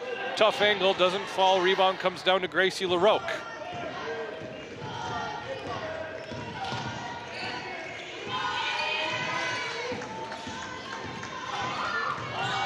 Kenley Davis gets into the paint, a lot of contact, no call. Coming the other way, it's a 3-on-1 for USB. McInnes throws up a layup, no good. And Celeste puts back in the offensive rebound, and it's an 18-point lead for USB. And Engbrecht, and she can't put weight on her leg. That's not what you like to see the first round of a tournament or any time. We see what happens here. That happened on the other end of the floor. Oof. That's a left leg issue for Maddie Engbrecht. Did you know, Jason Goodham, that a Kirkland sparkling water, grapefruit, and the lozenge? I bet that tastes awful. Really bad. Grapefruit is my least favorite flavor of the Kirkland LaCroix. Well, I don't mind the Kirkland LaCroix. LaCroix Kirkland. Nice try. Pamplemousse. Pamplemousse. Okay, I don't mind it, but no. Yeah, not a good flavor combination. We're still waiting to see if Maddie Engbrecht can put some pressure on her leg. Doesn't look like she's eager to do that. Well, thank you to Beyond Limits for sponsoring today's broadcast. Other broadcast sponsors through the season: Truestone Wealth Management. Caleb Carlson of Three Rivers Real Estate, just talked to him yesterday. It's hard out there for a realtor. You need one. He'll help you out, buying or selling. Cisco, the official food service provider. Today it was mac and cheese.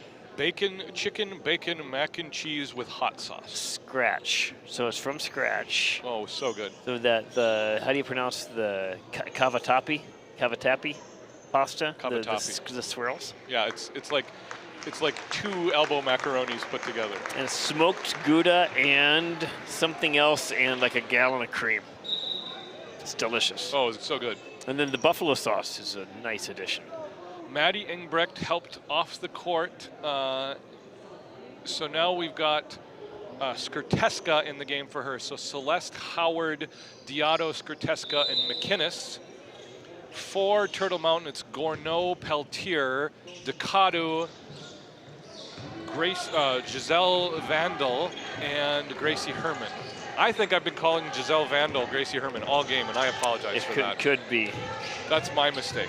Ducado in the post, blocked from behind, but then fouled by Skirteska. Okay, so yeah, I've been giving Giselle Vandal's name to Gracie Herman, and that is my mistake. And so Vandal will be shooting 2 from the line.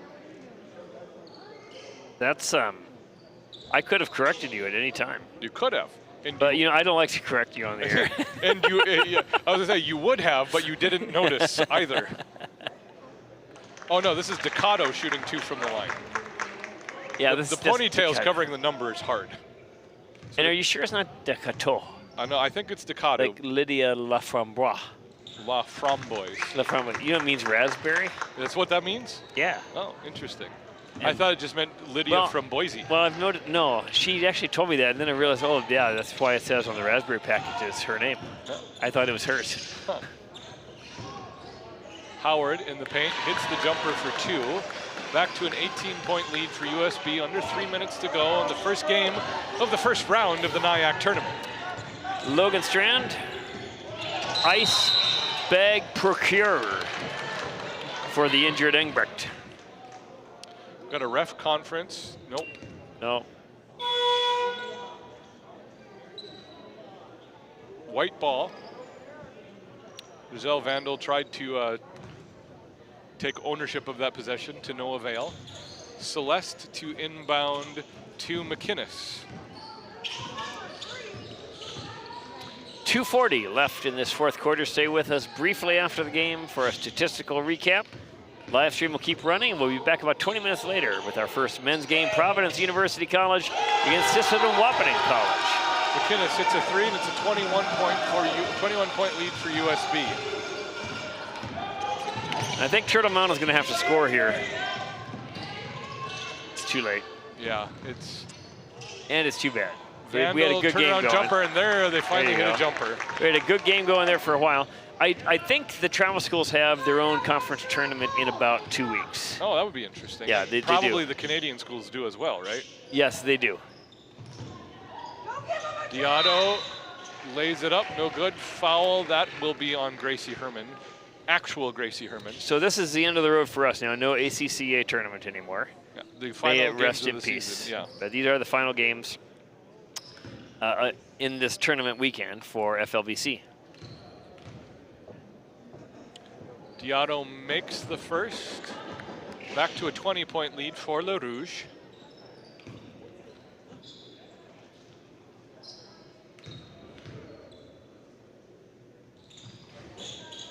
Diotto misses the second free throw. Oh, hustle rebound for McInnes, but she still loses it to Peltier.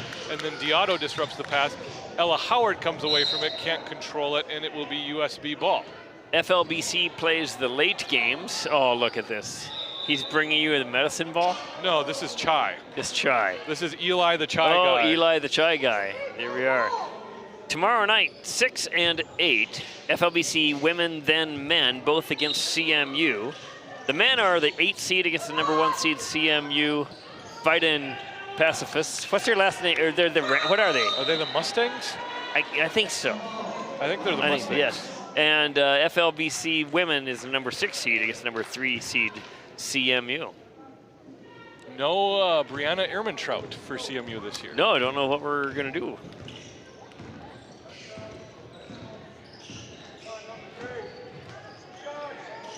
Peltier gets into the corner, post entry pass.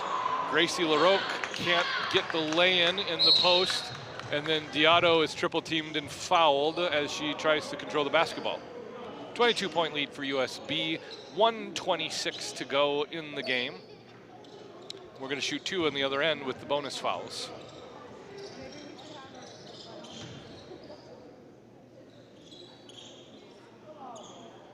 Our choir is headed out on tour in a couple weeks. Yeah, I did Proclaim Choir Tour 2 weeks ago. How was it? It was delightful. I love it. I should know this, but where did you go? We went to Lakefield, Minnesota. Oh, Eli the Chai guys. Home church. Home church, Radcliffe, Iowa. Yeah. And then Clarion, Iowa, Holmes. Heron Lake, Okabena, Lakefield. Oh yeah, you're right. The co-op names of the 80s and 90s. I played that game with Mark Johnson because he ran stats for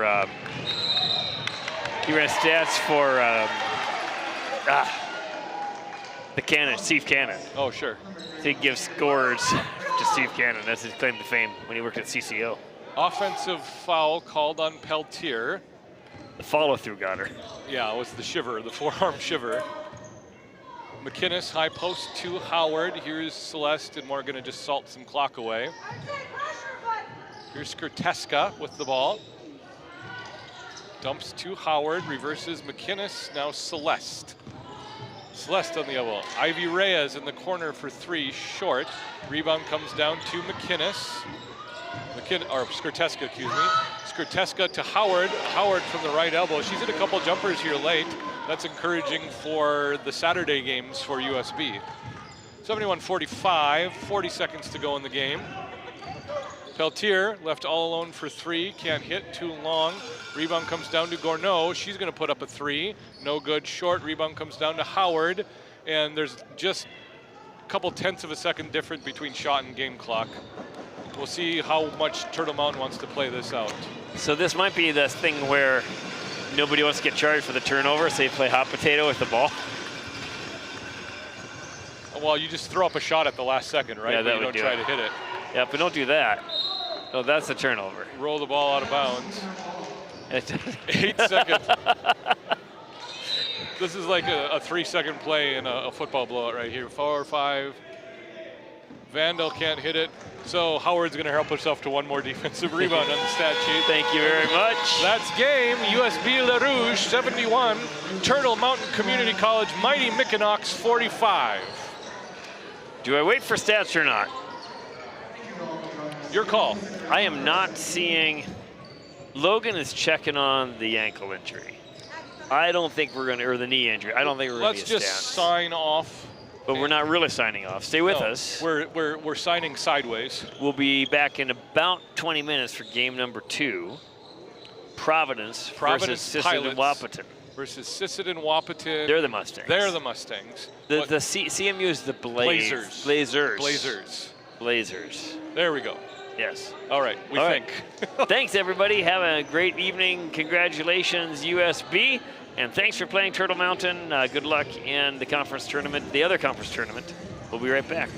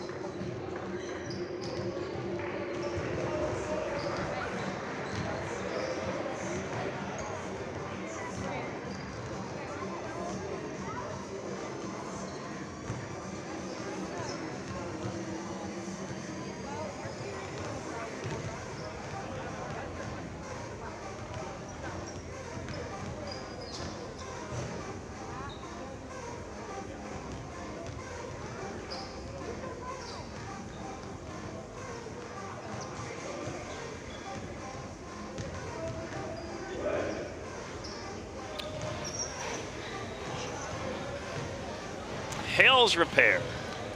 We are back with another game of first round NIAC postseason tournament basketball. The first matchup in our men's bracket of this tournament, featuring the Providence Pilots versus the Sisseton Wahpeton Mustangs, two teams we're very familiar with.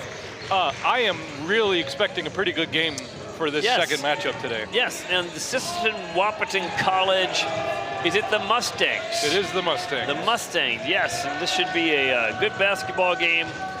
Happy to get things underway. First game, University of St. Boniface started poorly, pulled ahead, and never really looked back against Turtle Mountain Community College. Ended up being about a 21-point game, right? Yep. We got 90 seconds before tip.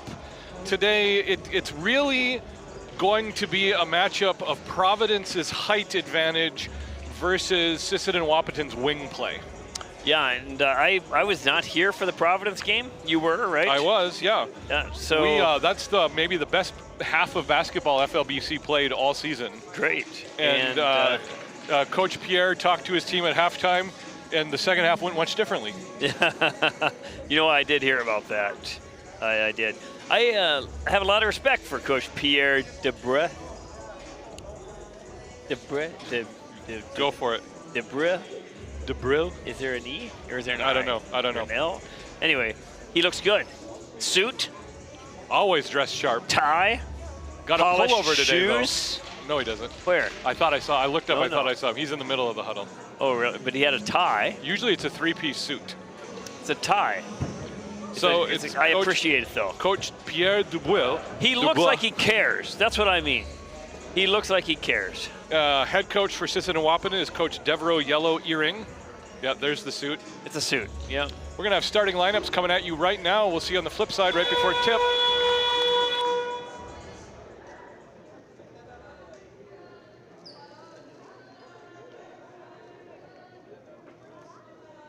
Welcome back to the Student Life Center here at the Free Lutheran Bible College campus for our second game of the day between the Sisseton Wahpeton Mustangs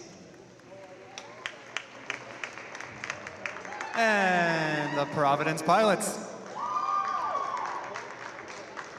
Please join me in a word of prayer. Dear Lord, I just want to thank you again for this wonderful day, Lord. I just pray as we just continue to play this game that we love, Lord, that you just protect us from over any type of injuries, Lord, and we just continue to play for your glory, Lord. In your name I pray. Amen. Now let's meet the starters. First for the away team on the scoreboard, the Sisseton Wahpeton Mustangs.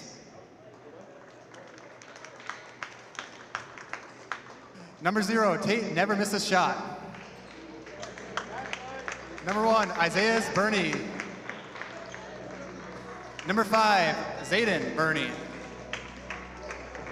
Number 13, Kingston Big Eagle. And number 24, Marty Ross. The Mustangs are coached by Devereaux Yellow Earring.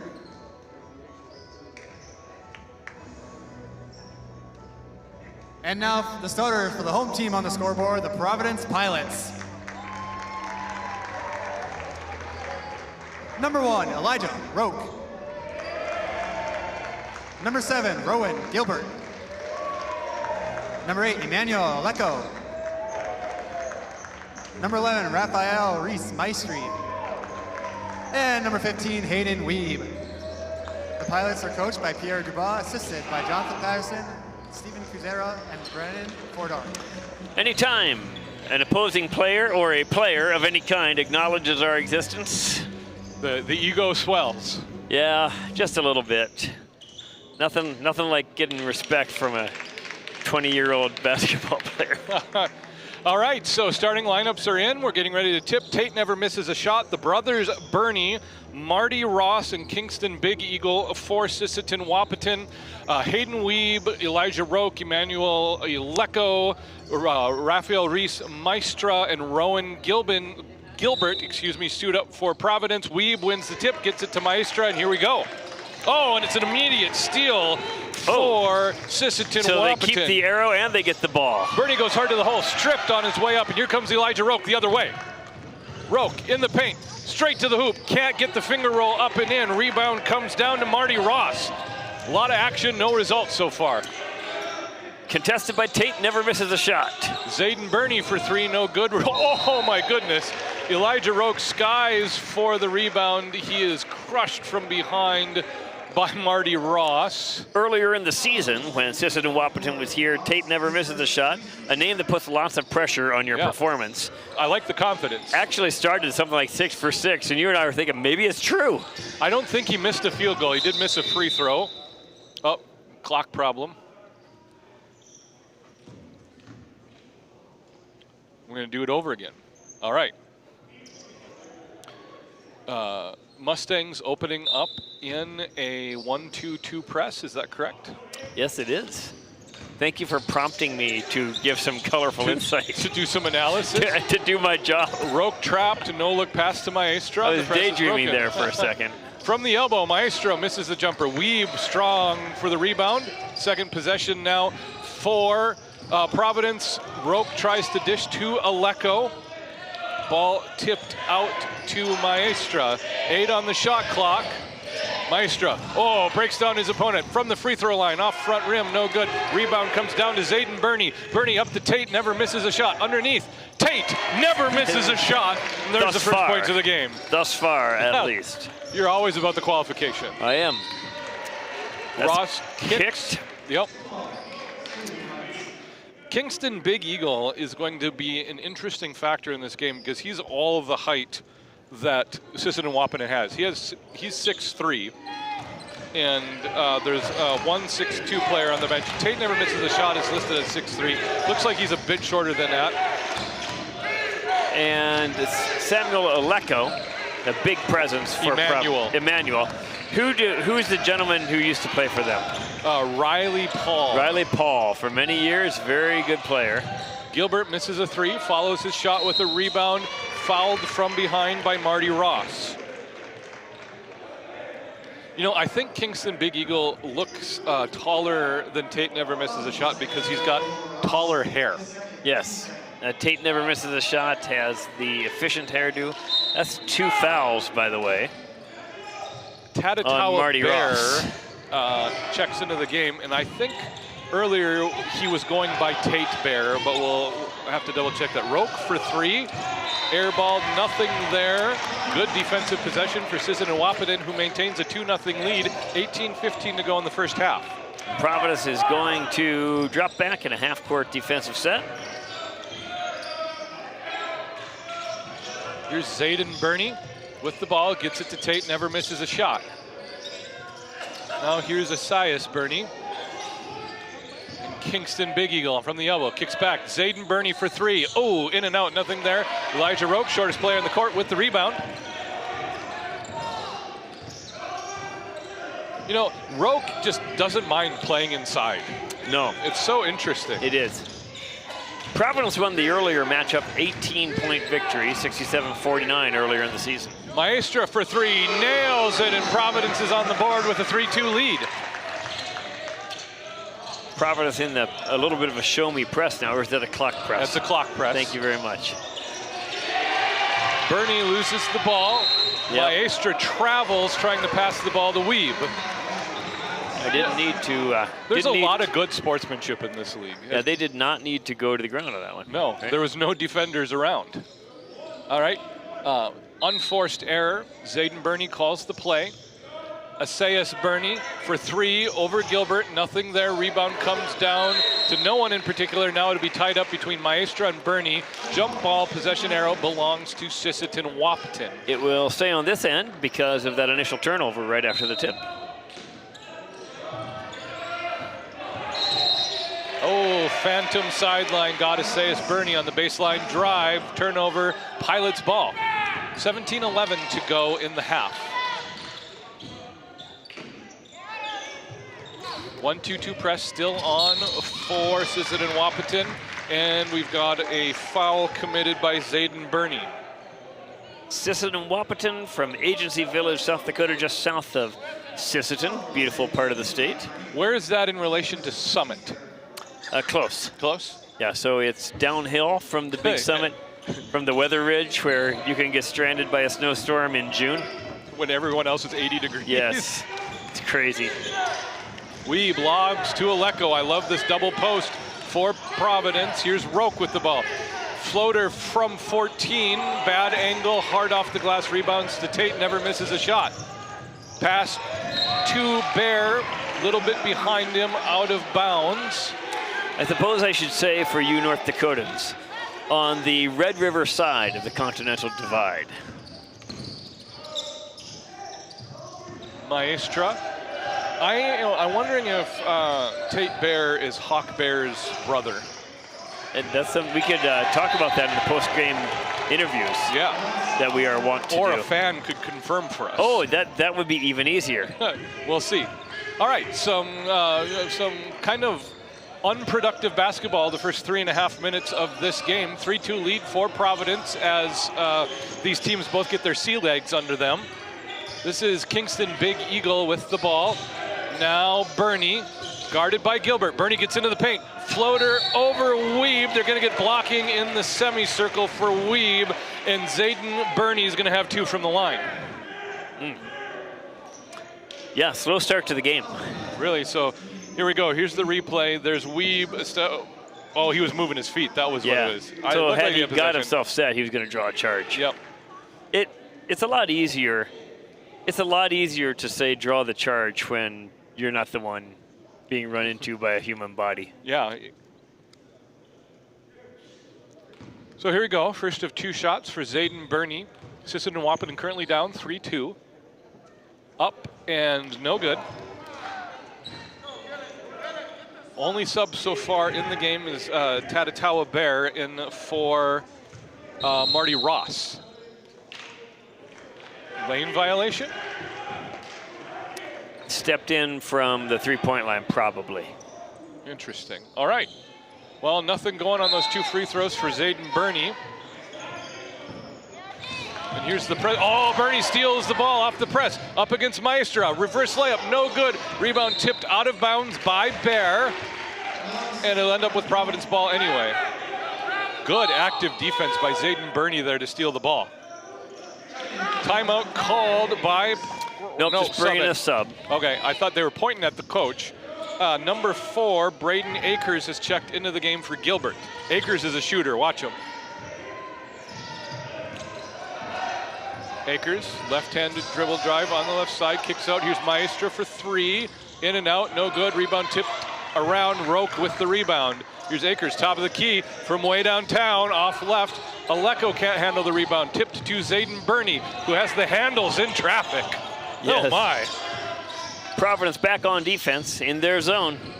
Bernie into the paint. Kicks out to Kingston Big Eagle. Nice reverse pivot. Over Weeb, jumper no good. Emmanuel Aleko with the rebound. Absolutely no offensive rebounding. So if the shots don't go in, it's going to be a long night for Sisseton-Wahpeton.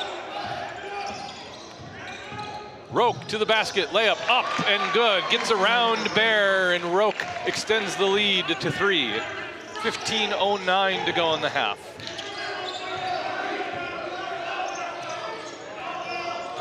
Here's Isaias Bernie, Bear, now Zayden Bernie. Isaias Bernie hits the 3, and it's a tie ball game. There you go. That'll be a game changer. Press break. Oh, look at that touch pass by Maestra to break the press. Akers in the corner, drives baseline, kicks out to Aleko, and they're going to reset the offense. Oh, he missed the swing. You got to swing. Missed the swing. Maestra pump fakes a 3, into the paint. There is a extra jump stop, and it's a travel for Maestra. 5-5, we got some changes coming in for Providence. Judah Graham, we haven't seen much of him into the game. Lucas Agido and Danny Beauchamp have checked into the game for Providence. Into the game for Sisseton-Wahpeton is Storm Sierra, and I think that's the first we've seen of him all season. Sierra is going to run the point for Sisseton-Wahpeton, hands off to Isaias Bernie. Kicks out, here's number 32, Ashton Sierra hits. Welcome to the court, Mr. Sierra. So now we've got the Bernies and the Sierras on the court. It's good to have siblings. Akers all alone in the corner, rims out a 3. Beauchamp can't hold the rebound. Bear passes up to Ashton Sierra, who lays it in. Look at that. 9-5. 4-point lead for Sisseton-Wahpeton. Judah Graham on the point for Providence, gets it to Aleko. Aleko hands off to Aguido. I've got Judah Graham as a 6'5" freshman. I'm on my program. I'm not sure, I believe 6'5". No, maybe 5'6". I believe it was an error. Beauchamp with the ball travels. Happy feet, no penguins in the gym, please. We're waking up now. Pace quickening. This first travel day is just hard on teams. It really is. So that's 14 total points in 6.5 total minutes. What's the PER collectively? It's POOR. Right, Zayden Burney passing it in against the press. In the game now for Sisseton-Wahpeton is Josiah Kirky. He can shoot. Isaias Burney harassed by Aguido. Ashton Sierra in the corner. Now underneath. This is Storm Sierra, back to Ashton Sierra. Kirky hits the mid-range jumper. Boy, they're moving the ball. Yeah, it's a lot of ball movement. So Ashton Sierra into the game starts moving the ball well. 11-5 lead for the Mustangs. Judah Graham sets the offense, takes the screen from Aleko, goes left side. Nothing there, dribbles out. Beauchamp, top of the key. Gets it underneath to Aleko. Nothing there on the floor. Okay, so one official called that on the floor. The one who actually made the call calls it going up. That's a good call. Yeah. Because it was an intentional hold to keep him from going up. Hales Repair Center is sponsoring this game. Aleko misses the first free throw. 12:48 to go in the half. Providence, I don't know if ice cold is too warm to describe their shooting right now. Aleko makes the second, 11-6 now. Press breaker on, forces it in Wahpeton. Aguido agitates, tips it out of bounds. Sisseton-Wahpeton maintains possession. Zayden Burney to inbound it. If you're driving home to Turtle Mountain and you break down, near Valley City. Nice. Hales Repair Center. Isaias Burney for three, top of the key, short, rebound to Beauchamp. Hands off to Akers, disrupted, nearly stolen by Zayden Burney. Now Isaias gets it, here's Zayden Burney on Aleko. Burney straight to the basket, stripped out of bounds. Pilot's ball. We played Sisseton-Wahpeton early in the season, and this team looks much better. It's a different team altogether. Yeah, like the way they're playing or their personnel. Well, there's some new players, but they're playing a different style of basketball. Much more high pressure, high pressure ball movement offense. And once they kind of woke up, it's impressive and it's effective. It is. Providence seems agitated. Yeah, and I probably would be too. 12. Go ahead, 12:27 to go in the first half. 11-6 SWC leading Providence at the moment. Providence University College in Otterburn, Manitoba, just south of Winnipeg.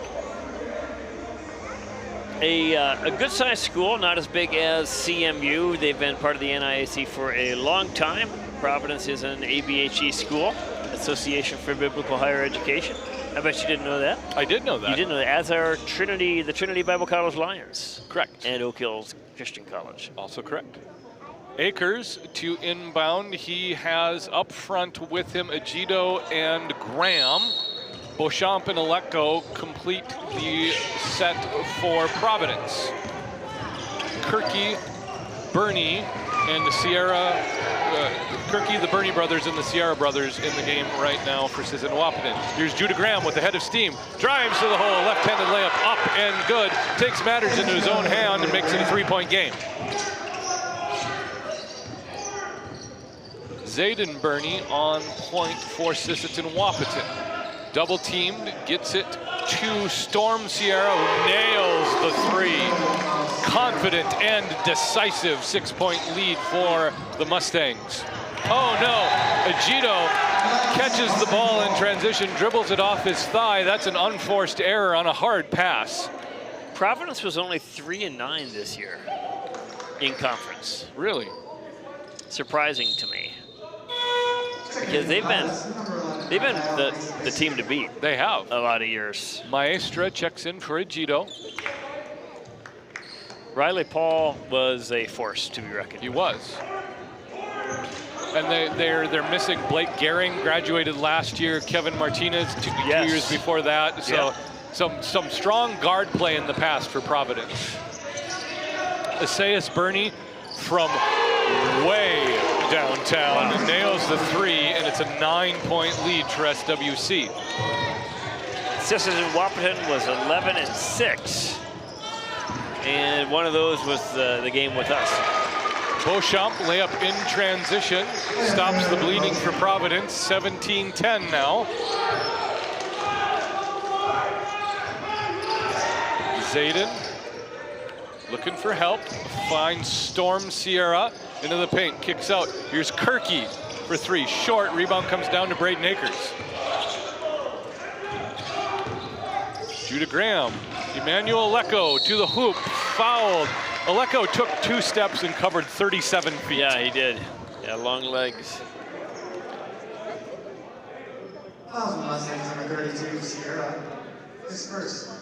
Ashton Sierra picks up the foul. Emmanuel Lecco has 2 from the line. And again, for those joining us for this Providence Sisseton and Wahpeton game, there are currently no live stats. We apologize for the inconvenience. We hope to have those running for the rest of the tournament starting tomorrow. FLBCathletics.com is where you will be able to find those, we think.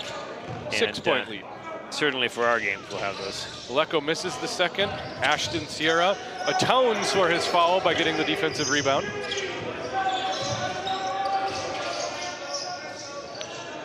Zayden Burney, top of the key, guarded by Maestra. Now Storm Sierra. Goes to the hoop, curls around and lays it up under control. The Mustangs are beating the Providence 2-3 zone off the dribble. They are. That's a problem. Judah Graham into the paint, lays it up and in. Slashing to the hole, Judah Graham. He's got 4 now. A couple of successful possessions now for Providence. Maybe this will get things going. Got some confidence boosting going on. Zayden Burney, guarded by Rowan Gilbert, who's back in the game. Dribbles into trouble, kicks out. Storm Sierra, long 2, no good. Rebound comes down to Emmanuel Lecco, nearly stripped. Yeah, don't dribble that, grab it. Emmanuel Lecco calls timeout as he's pinned against the sideline by Storm Sierra. And right now, height has not been a factor at all for Providence. They're not leveraging it. No, Alecko tried to dribble that ball instead of rebounding it and passing it off to somebody. It cost them a timeout just to keep possession. Coaches don't appreciate that typically. And Alecko does not use that height as well as he could. He does not. And no offense, Mrs. Alecko. Last year, it was a different game because you had Riley Paul playing high post and allowed Alecko to get down low first. Yes. But now he's the low post presence without the high post presence. He just, and on the rebounds, he brings the ball down.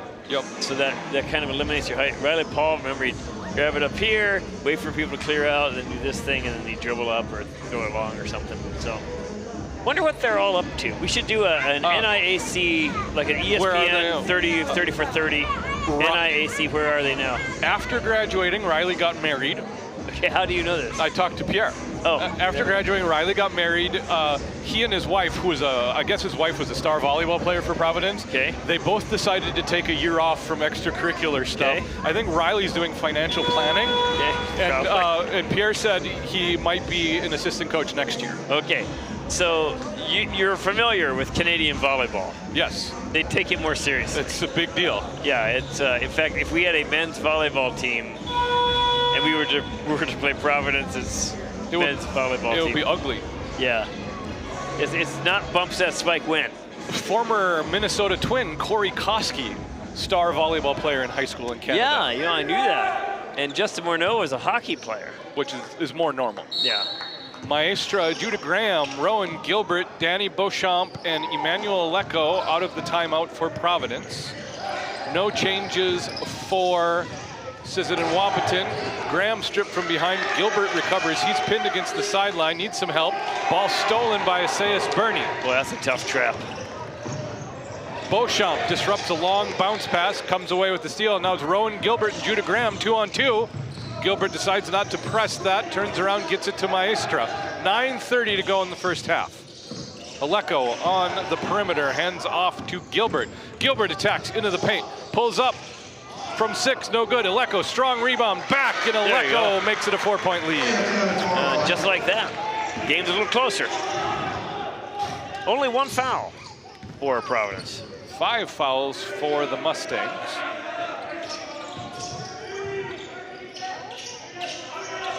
Providence man-to-man now. Oh, what a pass. Good cut, good pass. Turnaround jumper, that was maybe ill-advised for Zayden Burney. Tipped out of bounds off Storm Sierra. And we're going to see for the first time Nolan Carroll checking into the game for Rowan Gilbert. Aleko sits down, and we're going to see Parker Antonovs. 6'4" freshman. The next level of height, think about what that means. 6'4", which means he's probably 6'3". Well, Antonovs looks like he's more than 6'4", though, and he's got long arms. Yeah, so think of how short that is at various levels of basketball. I know, that's a point guard everywhere else. Beauchamp, back to Judah Graham. Graham Euro steps through a defender, and Zayden Burney draws the charge. Didn't quite get around him. Let's see on the replay. I'm not sure that he needed to Euro step there. I think he had the angle. And Pierre saying, well, pass the ball. He had a lot of room to pass that ball. And he had Beauchamp crashing to the basket, too. All right, 8:35 to go. Sisseton Wahpeton with the ball off the charge. Kingston Big Eagle back in the game. He gets the ball on the free throw line, reverse pivots a couple times, kicks out to Zayden Burney. Pump fake, steps in for mid-range jumper from 2, nails it. 6-point lead. That's pretty. That was a good play. Maestra attacks off Kingston Big Eagle. Reverse layup blocked by Tate, never misses a shot. Nolan Carroll couldn't get the putback. Zayden Burney, Kingston Big Eagle, Josiah Kirky, Tate never misses a shot, and Isaias Burney in right now for the Mustangs. Tate never misses a shot, missed a shot, but he was fouled. He was fouled, so it doesn't count. We don't hold that against him or his namesake. No. Tate never misses a shot unless he's fouled, then it's not really a miss. Yeah. So Tate never misses a shot, shooting 2 from the line. Mustangs currently up by 6. Makes the first.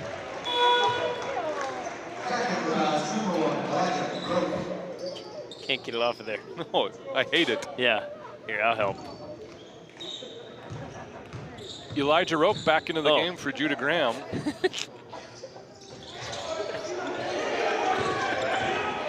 Tate never misses a shot, misses the free throw. Roque with the ball. You missed 2 grown men pressing the screen of a MacBook trying to get a Roque lays it in. Just found out the screen we're using to display the instant replay basketball stream is not a touch screen. Just glad we didn't touch it any harder. Oh, Nolan Carroll with the steal. Here's a transition game. Carroll's got Antonovs. Antonovs fouled by Zayden Burney in transition. Burney helps him right up, and Antonovs has 2 from the line. Yeah, got to give that ball up a little earlier. Would have saved Burney the foul. In the bruise for Antonovs. Oh, yeah. I think Burney might have got the worst of that one, hit his head. Bear waiting to check back into the game after this first free throw. Tate Bear. Missed by Antonovs. Bear checks in for Zayden Burney, who's got 2 fouls now. Coach Yellow Earring managing his foul situation actively and aggressively. Antonovs, Beauchamp, Carroll, Roque, and Maestra for Providence. Antonovs misses both. Isaias Burney gets the rebound. 5-point lead for Mustangs. Burney fouled. The ball pressure just a little bit too much by Nolan Carroll, and they're going to call him. A hand check. Stick around to halftime. We'll have some stats for you. Then after this game, no more games tonight. Game starting at 10 a.m. tomorrow until whenever you fall asleep. Until maybe early Saturday morning. Who knows? Tate never misses a shot. Right elbow. Kicks out. Here's Josiah Kirky. Had an open look. Rolls out. Antonovs just kind of lets it go out of bounds. Good second effort by Bear, but can't quite get there. Team rebound for Providence. 6:54 to go in the half. Elijah Roque working on Bear. Passes. Here's Beauchamp. Mid-range jumper. Kicks instead to the corner. Maestra for three. Nails it. 2-point game. I think we're going to have a good finish to this game. Two different teams, two different paces of play. In some ways, this feels a lot like our first game. Yeah. Where it took St. Boniface a little bit to get their bearings, and then they turned it on a little bit. I don't think that'll happen in this game, but Providence has come alive in the last 4 minutes. So Providence came alive when they got out of that 2-3 zone and went to man. Started playing man. So whenever I do analysis like that, I'm always just terrified that the coach is going to watch the game afterwards. Say, we were in man the whole time. What's he doing? Occupational hazard, being wrong publicly. Yeah. Kirky for three from the wing. Oh! Josiah Kirky buries a three.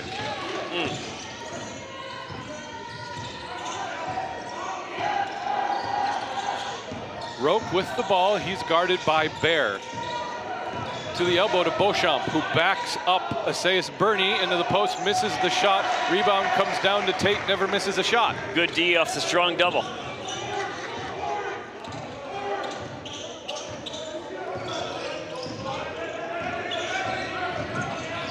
Burney kicks out. Here's Kirky, guarded by Carroll, back to Burney. Burney directs traffic. Pulls up for a three, right over Maestra, short. Rebound comes down to Parker Antonovs. He gets it up to Maestra. Oh, good give and go there. Beauchamp can't get a shot off. Stripped by Tate, never misses a shot. Kirky comes up with the loose ball, and the Mustangs going the other way. Kingston Big Eagle, hands off to Tate, never misses a shot. Now Kirky. Corner to Assayas Burney. 14 on the shot clock. Here's Tate, never misses a shot. Oh, and Tate never misses a shot. 28-20. Number 12, Garrett Smith, 6'7" freshman, waiting to check into the game for Providence. Kicked ball. Kick ball, guys. Back in for the Mustangs in 24 money bucks. So Garrett Smith has checked into the game. Emmanuel Aleko checks in for Antonov. So Smith, Roque, Aleko, Carroll, and Maestra. Marty Ross, Kingston Big Eagle. Tate never misses a shot. Assayas Burney and Tatatawa Bear. Okay, so Garrett Smith, I have him at 6'7". I don't think so. No. I think he is approximately my height. And I, not being 6'7", have ascertained You come that from there was an error. You come from a position of expertise on not being 6'7". Aleko hands off to Maestra, left wing, guarded by Assayas Burney. Oh, Maestra dragged a foot before he dished to Aleko. Jump stop, kids. Providence back down by 8 after closing the gap to 2. Yeah, I just kind of sleepwalked into these last few minutes.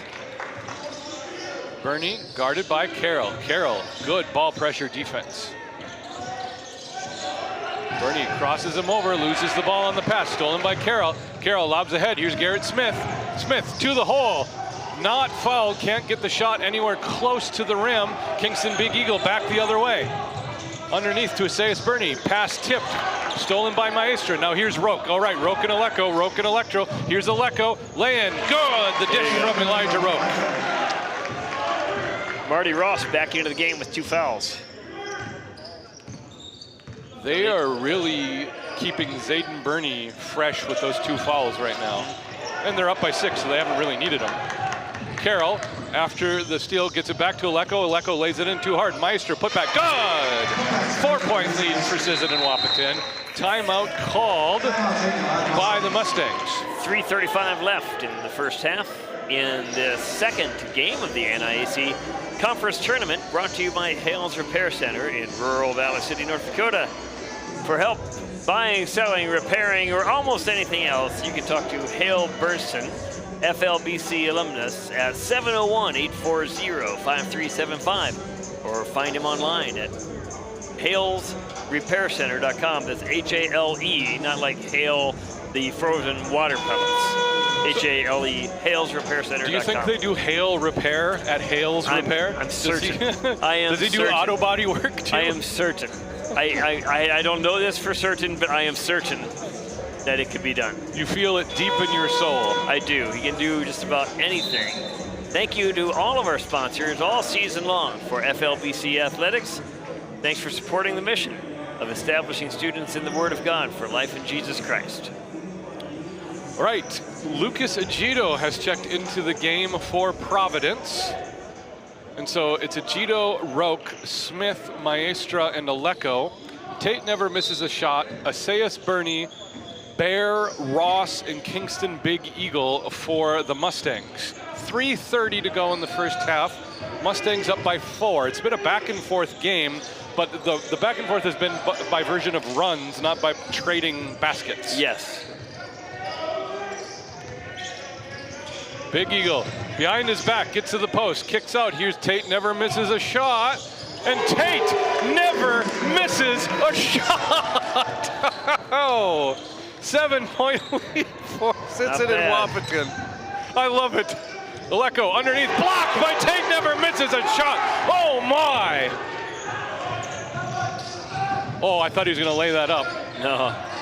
Ross caught a court-long lob pass and then accidentally gave it away after that.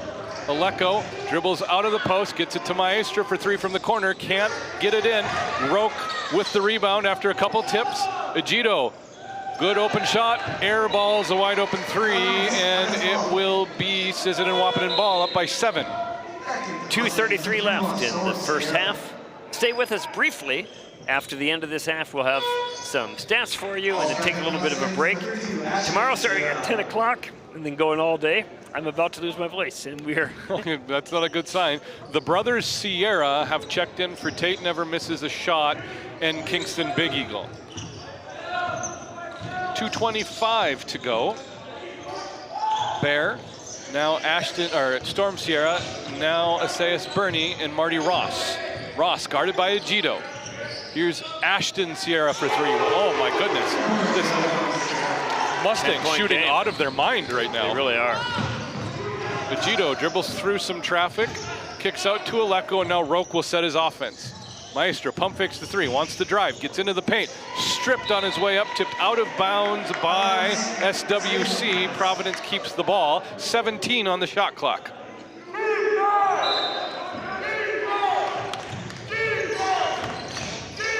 Maestra lobs to Smith.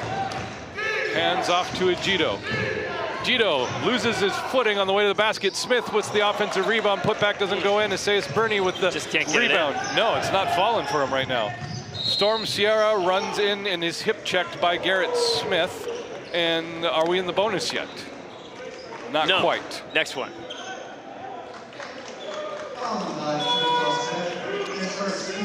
Braden Akers and Hayden Weeb to check into the game. Garrett Smith and Maestra to sit down.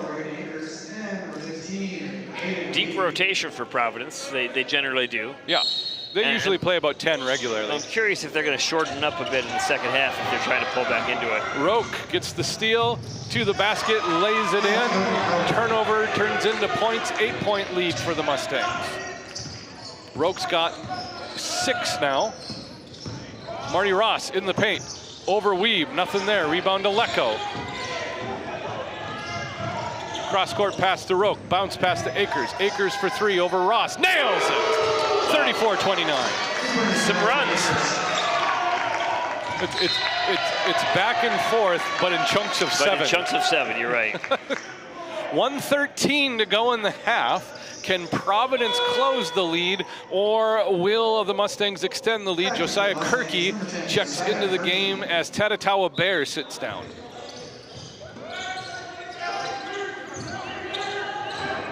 Kind of a soft clock press on for Providence. 1:05 to go. Bernie into the corner. Here's Storm Sierra short on the 3. Aleko with the rebound. First miss in a while. Yeah, if the Mustangs go cold, that's going to be bad news for them. Oh my goodness, Roke stripped by Ross. Ross tips it out of bounds. Good call. Ross couldn't get to it. Oh, nonchalant. To make it look like it was, yeah, tried to sell it. It was a good effort on his part. Yeah, the smile. Roke into Agito, back to Roke. 17 on the shot clock. He's 45 on the game clock. They call that crafty. Akers, step back 3. Yes, Braden Akers for 3. It's a 2-point game. All of a sudden, 2 points. Look at that. 35 on the game clock, 28 on the shot. Storm Sierra into the paint, kicks out. Extra pass by Bernie. Now Bernie back with the ball, shoots a 3 off right. Rebound comes down to Josiah Kirky. He's fouled in the act of rebounding and will have bonus free throws. Roke picks up his second foul of the game. 25 even to go in the first half. Bonus free throws coming from Josiah Kirky, 5'11" sophomore.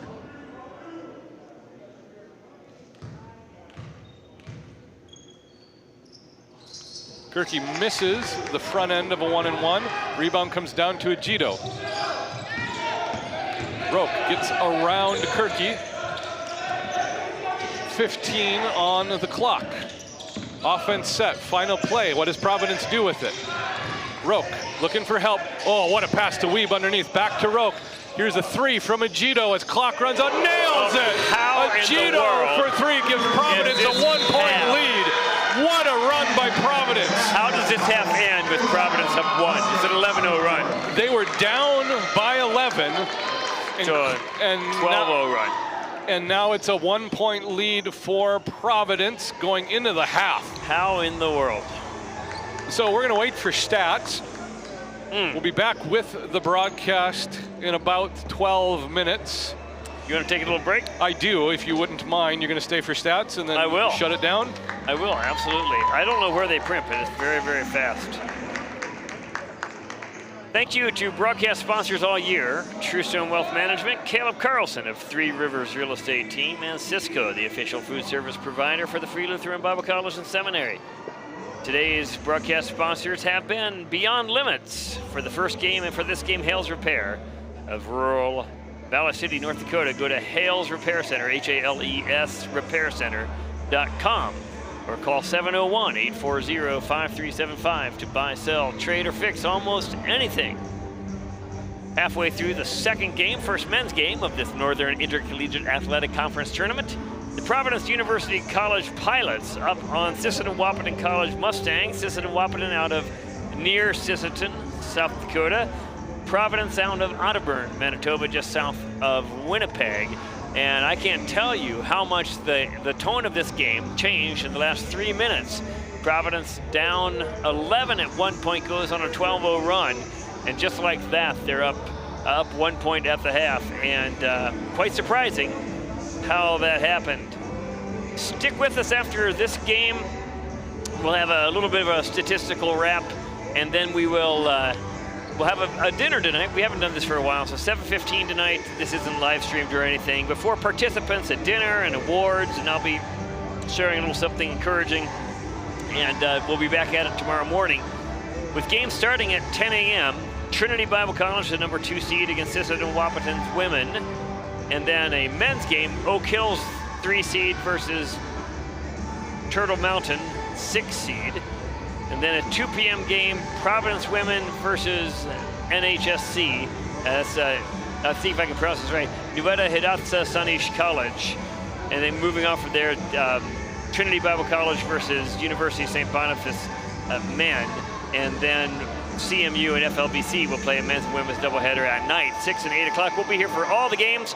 I'll be alone at 10. Jason will be alone at noon, and then we'll be together the rest of the day and 4 games on Saturday. Stats provided by head men's coach, athletic director, tournament director, ice bag getter, interim women's basketball coach, Logan Strand. Thank you, Logan, for all your work. You're doing a great job encouraging many. At the half, 35-34, Providence over Sisseton-Wahpeton for Providence, led in scoring by Tate never misses a shot, which is so far literal. I guess he missed a free throw. 9 points, 3 rebounds, 7 points for Ashton Sierra, 6 points for Asias Burney, and 5 for Josiah Kirky.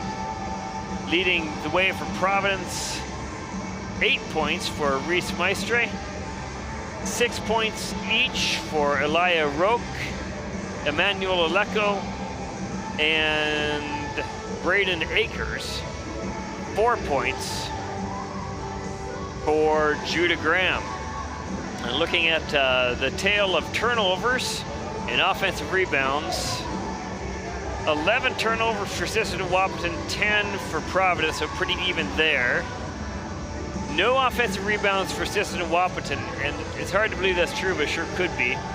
And 8 for Providence, so that's a big change. So even shooting a lower percentage, if you get those offensive rebounds or have a turnover margin in your favor, then the score could be more in favor as well. Points off turnovers, 10 to 10. Fast break points, 4 to 4, very evenly scored. Second chance points, Providence 4, Sisseton 0. Points in the paint, Providence 18 to 6. 1 score tie, 3 lead changes, and we'll see what happens in this second half. Total shooting for Providence, 41%, 48% for Sisseton-Wahpeton. 3-point shooting, 7 for 16 for Sisseton-Wahpeton, but most of that was early on in the half. 5 for 13 for Providence. So we'll see how this second half goes. It's an entertaining half of basketball once things started to get going. We'll be back in about 10 minutes for the second half. Enjoy this presentation of Northern Intercollegiate Athletic Conference basketball from the Student Life Center on the campus of the Free Lutheran Bible College and Seminary in Plymouth, Minnesota.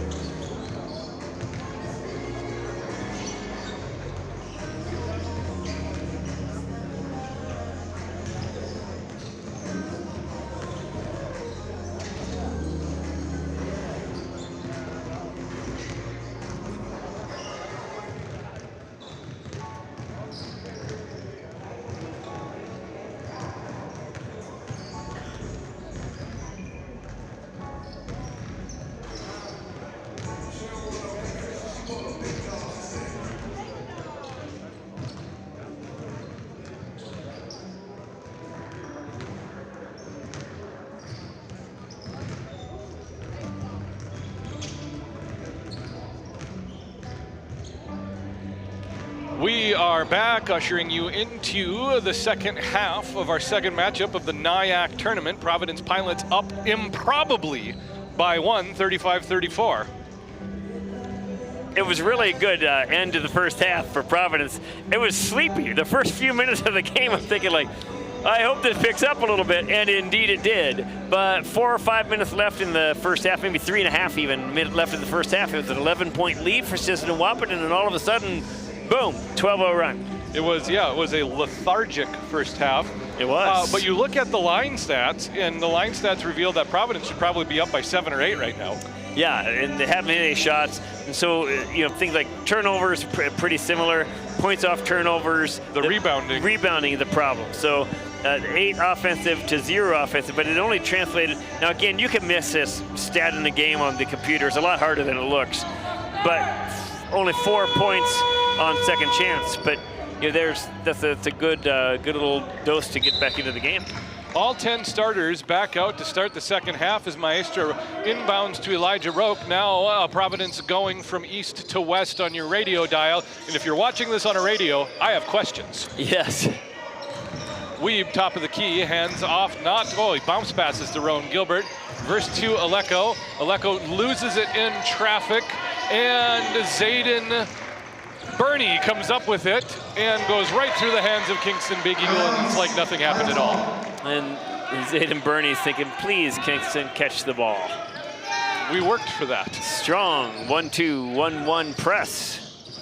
Roque gets around it, gets around another trap. Now Weeb underneath, doesn't use the glass, puts it in, and it's a 3-point lead for the Pilots. Roque has always been a one-man press break, I'm guessing since 3rd grade. Probably, we would say, the best ball handler in the conference. Yeah. Zayden Burney, guarded by Maestra, spent some time on the bench with 2 fouls during the close of the first half. Kingston Big Eagle reverse pivots and then skip passes to Zayden Burney, who hits the long range 2 and closes the gap to 1. Ben practices ball handling out back with the dog.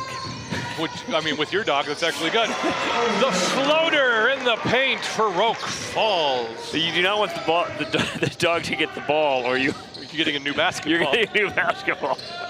3-point lead for Providence. Kingston Big Eagle hands off to Zayden Burney. Burney trapped by Maestro and Aleko. Aleko floats back down to the post.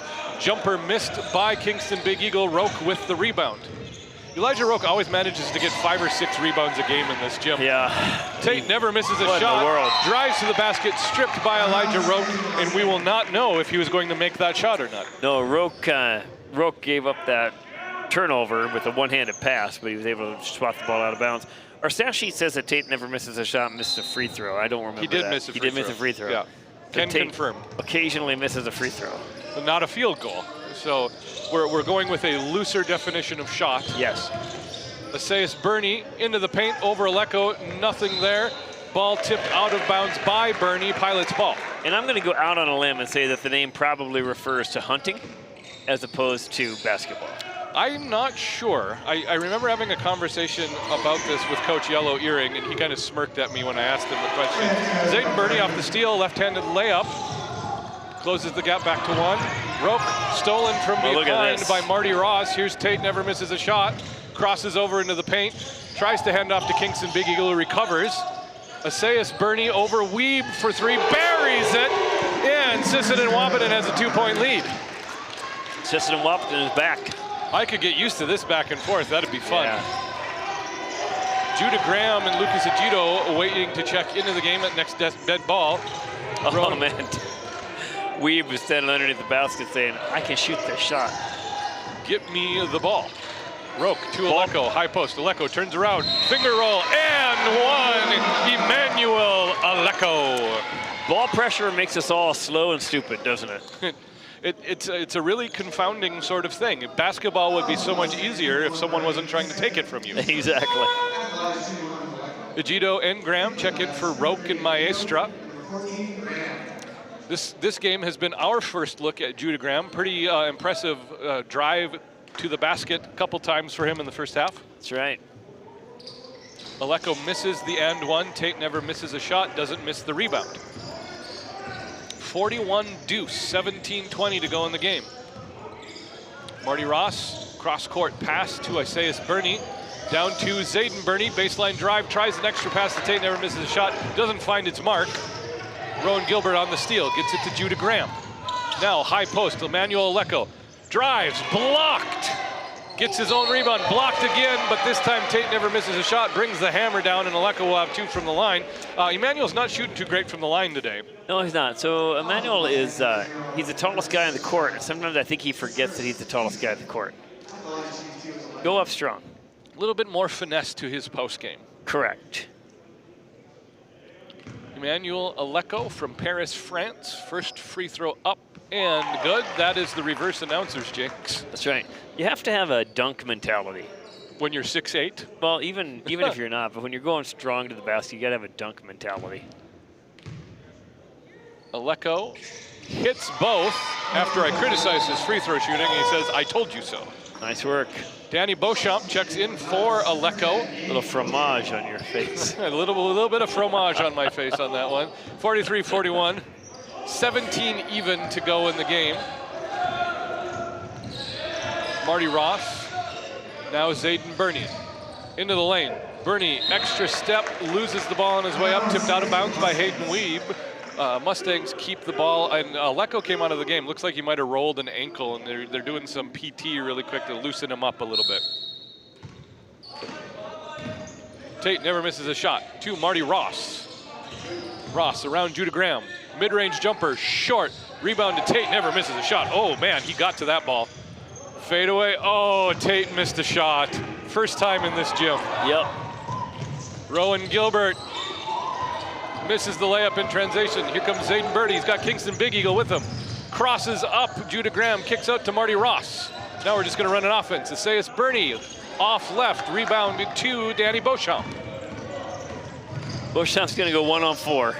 He liked his odds. All right, Lucas Agito steps back, resets. Into the lane. Floater! Friendly bounce goes in. Remember back lead. in the old days when we used to stop the game to tie a shoe? And now they just don't do it anymore. well, because half the players don't even bother to tie their shoes. That's I something. cannot play basketball with loose shoes. I hate it. No. Or with Luke Hughes. Or with Luke Hughes, because he would crush me. Esaias Bernie misses the 3. Rebound comes down to Danny Beauchamp after bouncing around for a while. Beauchamp, 3-on-2. Fakes the pass, and it was such a good fake, he faked himself out and Yes. he traveled. The shoe has been tied. Braden Akers checks into the game for Rowan Gilbert. So 4 of the 5 starters on the bench right now for Providence. Only Hayden Weeb remains.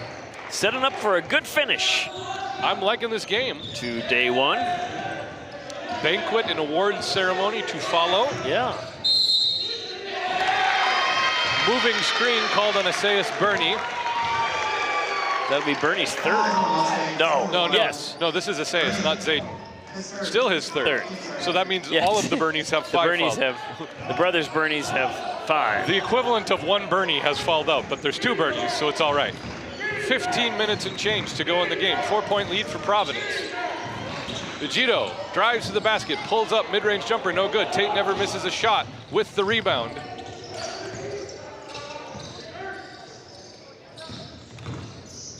Esaias Bernie turns around, Pretty. fadeaway jumper over Weeb. Ball doesn't go down, and suddenly like It's that, still pretty. Sisseton and Wapanen is ice cold. Yeah, they are.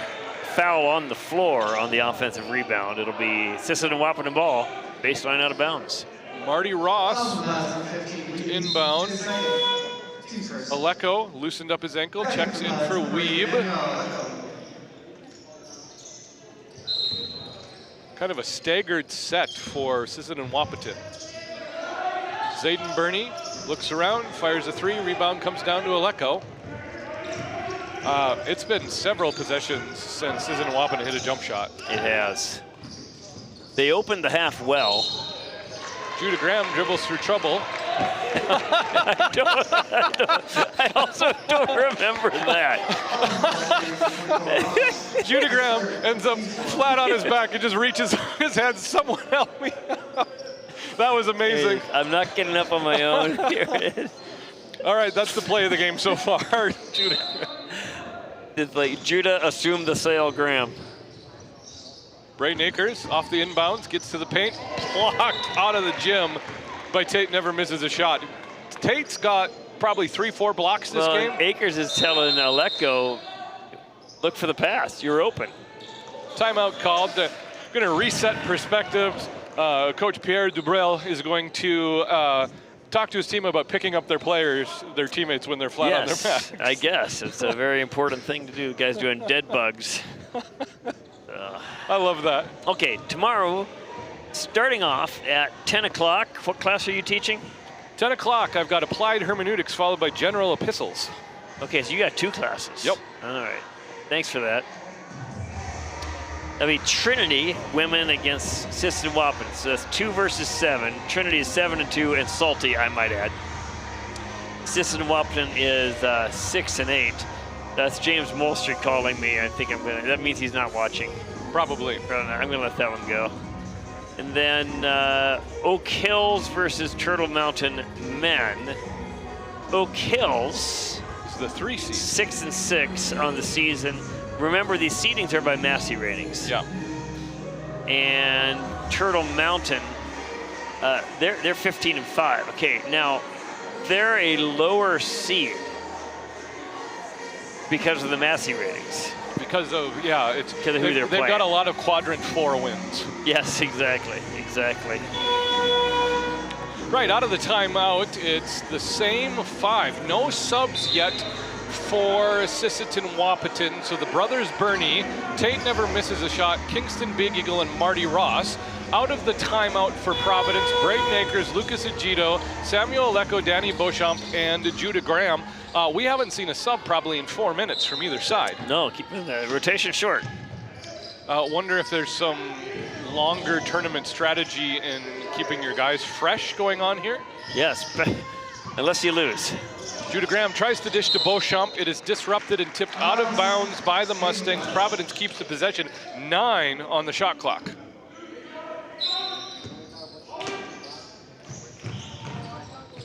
Graham lobs to Braden Akers, who spots up for a 3. Almost goes in, but doesn't. Tate never misses a shot. Fights for a rebound. He's got a 2-on-2. Hands off to Esaias Burney, who flips out to Kingston Big Eagle, and we're just going to run an offense. Zayden Burney for 3, short. Rebound comes down to Danny Beauchamp. Beauchamp lobs to Aleko from a back foot. That had no mustard on it whatsoever. No. Lucas Agito against Tate, never misses a shot. Gets to the elbow, bounce pass to Aleko. Aleko in the post, jump stop, rolls it in the post. Strong to the basket, Emmanuel Aleko, 6-point lead. Let's see if Sisseton and Wahpeton has an answer. They haven't hit a shot for a while. Esaias Burney hits his behind the back to Zayden. Tate never misses a shot, misses his second shot in a row. Offensive rebound for the Mustangs. This time Zayden Burney attacks on the baseline, can't hit. They are not hitting anything right now. That's some decent offense too. Yeah, so 2 good looks from Judah Graham in transition to the hole, nothing there. And they're going to get 3 in the key on Aleko or a foul? Foul. I thought I heard 3. On Lucas Agito? On Agito, I think it was on a screen. The moving, it's kind of, you know, there. Well, we missed it. We missed it.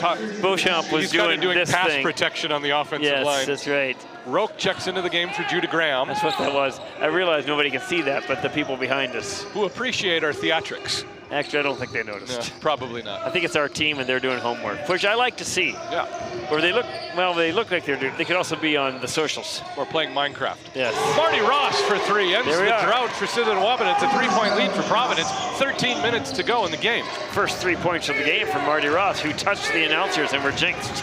Yeah, that's definitely our fault. Agito strong to the hole, nothing there. Rebound Kingston Big Eagle, clears some space and gets it across half court.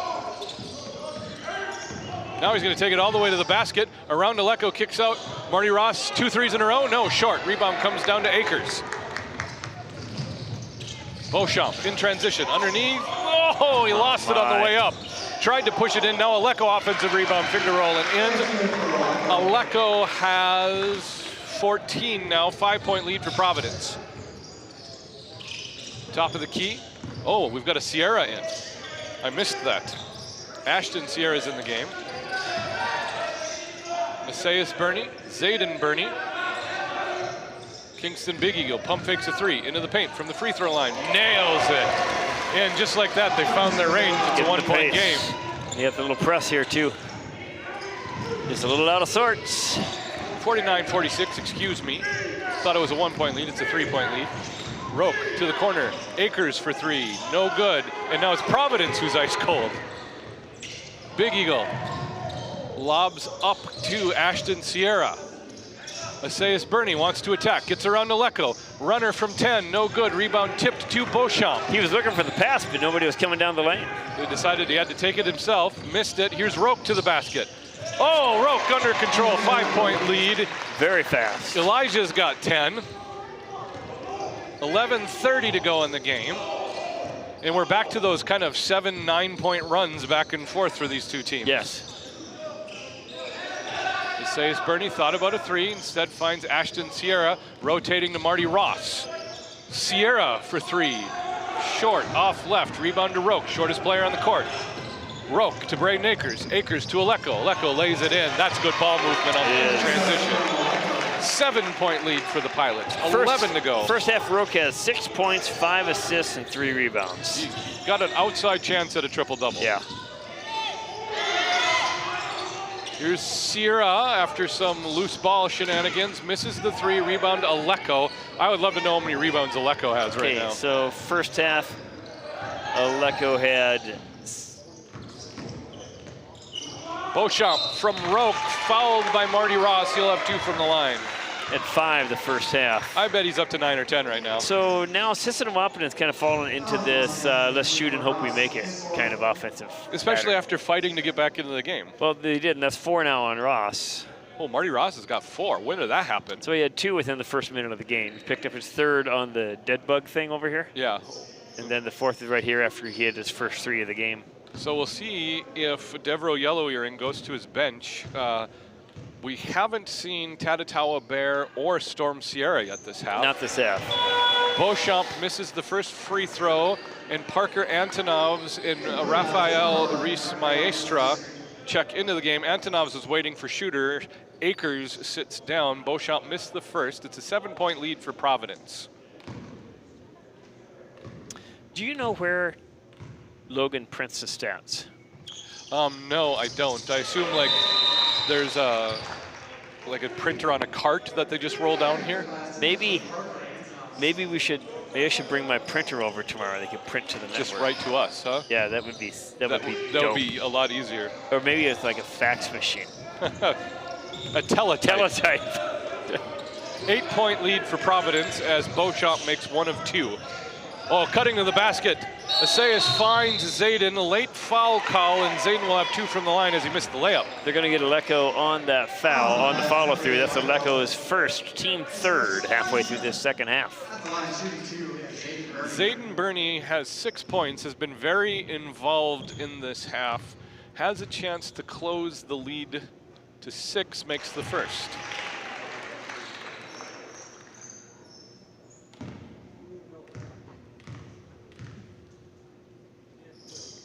Makes them both, and it is indeed a 6-point lead for Providence. Back to the press for the Mustangs. Roque to Antonovs, back to Roque. Oh, what a reverse pivot through traffic for Elijah Roque. Corner, Maestra, baseline drive, extra dish to Aleko. That was pretty. Almost unfair. Yeah, 8 points now. That was really quick and really tall against one poor guy trying to guard them both. Ball pressure by Lucas Agito on Zayden Burney. Burney gets to the paint, drives, layup, and 1, Zayden Burney.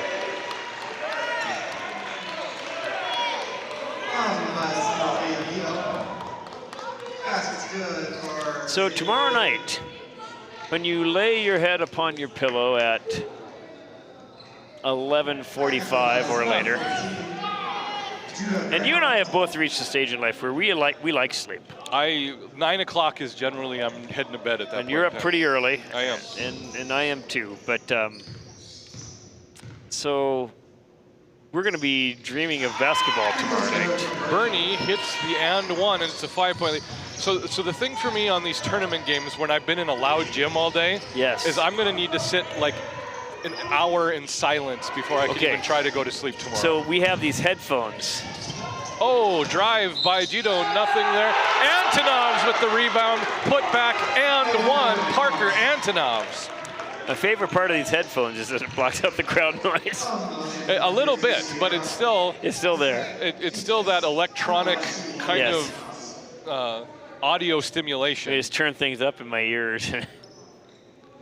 Parker Antonovs with the and 1. They haven't subbed him into the game, so I can't tell you on the scoreboard yet, so I can't tell you how many points he has. It's a 7-point lead for Providence. Make it 8. 59-51, under 10 to go in the game.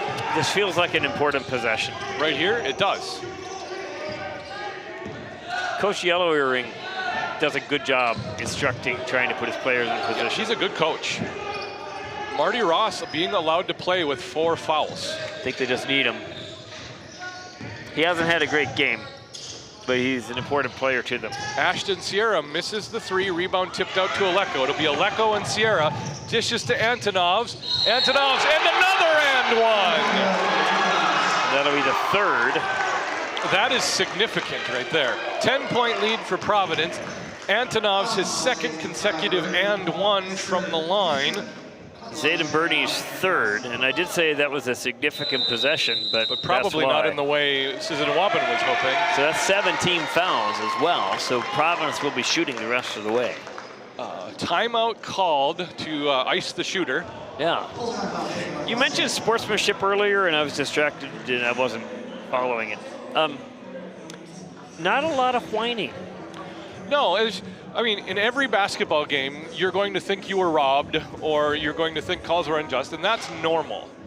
But Yeah. this isn't like we haven't seen in either of the two games right away in this tournament, we haven't seen disagreement on calls affect the play in the game. Yeah, and it just seems like a few years ago, well, first of all, I think the officiating has been better, not just for our level, but you have been at the aforementioned junior varsity homeschool girls basketball. Yes. And now that the season is over for the middle school, I'm actually assisting. So there's a lot of... You're drawing up strategy now. Yeah. So even at that level, it's been really reasonable officiating. Now, the parents don't always agree, but it's like, oh, come on, guys. And I've just seen less whining as a whole. And I'm thankful for that because it was insufferable. Yeah, it was for a while. And at many levels it is. And I think something, I'm going to mention this tonight a little bit in my inspirational talk. Yes. At the dinner, that this is a silly little game. And if you don't have your priorities in order, these idols become rather ridiculously obvious. So, no, I'm enjoying most of the games and the teams this year. In fact, I've enjoyed all the teams and the games this year. And what you see, it's been a pretty physical game. There's been a lot of contact, but Yeah. a player hits the ground, and who's ever next to him, whether it's a teammate or opponent, just helps him right back up. I mean, you're not being disrespected because the guy blocked your shot. It's part of the game. Yeah. Competition, you expect it. Antonov's now shooting his end one after the full timeout. 9:08 to go in the game. Providence currently up by 10. Shot missed. Rebound comes straight down to Kingston Big Eagle. Nearly throws the ball out of Oh man, bounds. that would have been a heartbreaker. 10-point lead for Providence. Can Sisseton-Wapaton get back into this game? Kingston Big Eagle fakes the handoff, drives to the basket, runs into Aleko, kicks out to Sierra. Now Asayas Bernie, 13 on the shot clock. Zayden Bernie pump fakes a long three. Graham, good defense on him. Turnaround jumper from the line. Zayden Bernie can't make it fall. Judah Graham with the long rebound. 3-on-1. Maestro lobs to Antonov, who can't tip it in. Rebound comes down to Ashton Sierra. That was almost pretty. It was. Kingston Big Eagle Euro steps around Egido, and they're going to give him two from the line. On the eventual replay, we can see the lob to Antonov. Probably needed 4 more inches on that jump. Yes. At the line, shooting two is Kingston Big Eagle. I once threw a lob pass to Scott Munfram in one of my 5 career FLBC basketball games. Big Eagle misses the first. The pass was so bad that it went in. Passed it. And because the official knew it was a pass, it never occurred to him there was actually a three-pointer. So I got 2 shots for it. Other team called a timeout. I came to the bench. Scott reached out to high-five me. I didn't see it. It hit me in my nose, and I got a nosebleed. And that was your basketball career. that was it, in a nutshell. Maestro misses a Coach three. John Grevin. 9-point lead for Providence. Marty Ross tried to attack, dribbled out, Kingston Big. Oh, he pump faked Antonov's out of the gym, but dragged his foot. Oh, and tried to do the catch dribble. It's too late. His foot was off the ground. Would have been a great play for a wide receiver, but not good for a ball handler. You cannot begin a dribble with your pivot foot off the ground.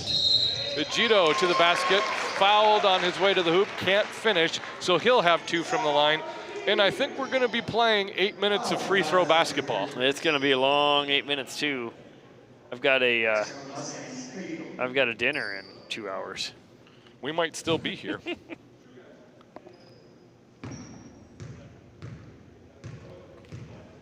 Egido's first up and good. Lead back to 10. Tate never misses a shot, checks back in for Ashton Sierra. Both coaches more or less letting it ride. Yeah.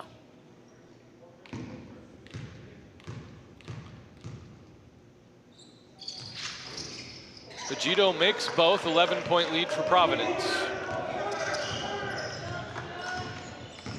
Ross guarded by Judah Graham. Oh, Egido picks off the pass. Egido straight to the hoop, uncontested, 13-point lead for Providence.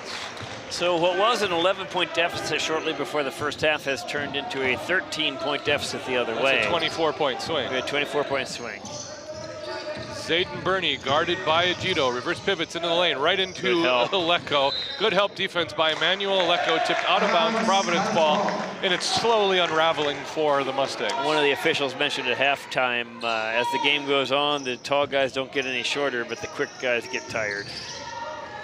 Good word. Agito underneath to Aleko, misses the shot, rebound Zayden Burney. I never enjoyed that as a shorter guy.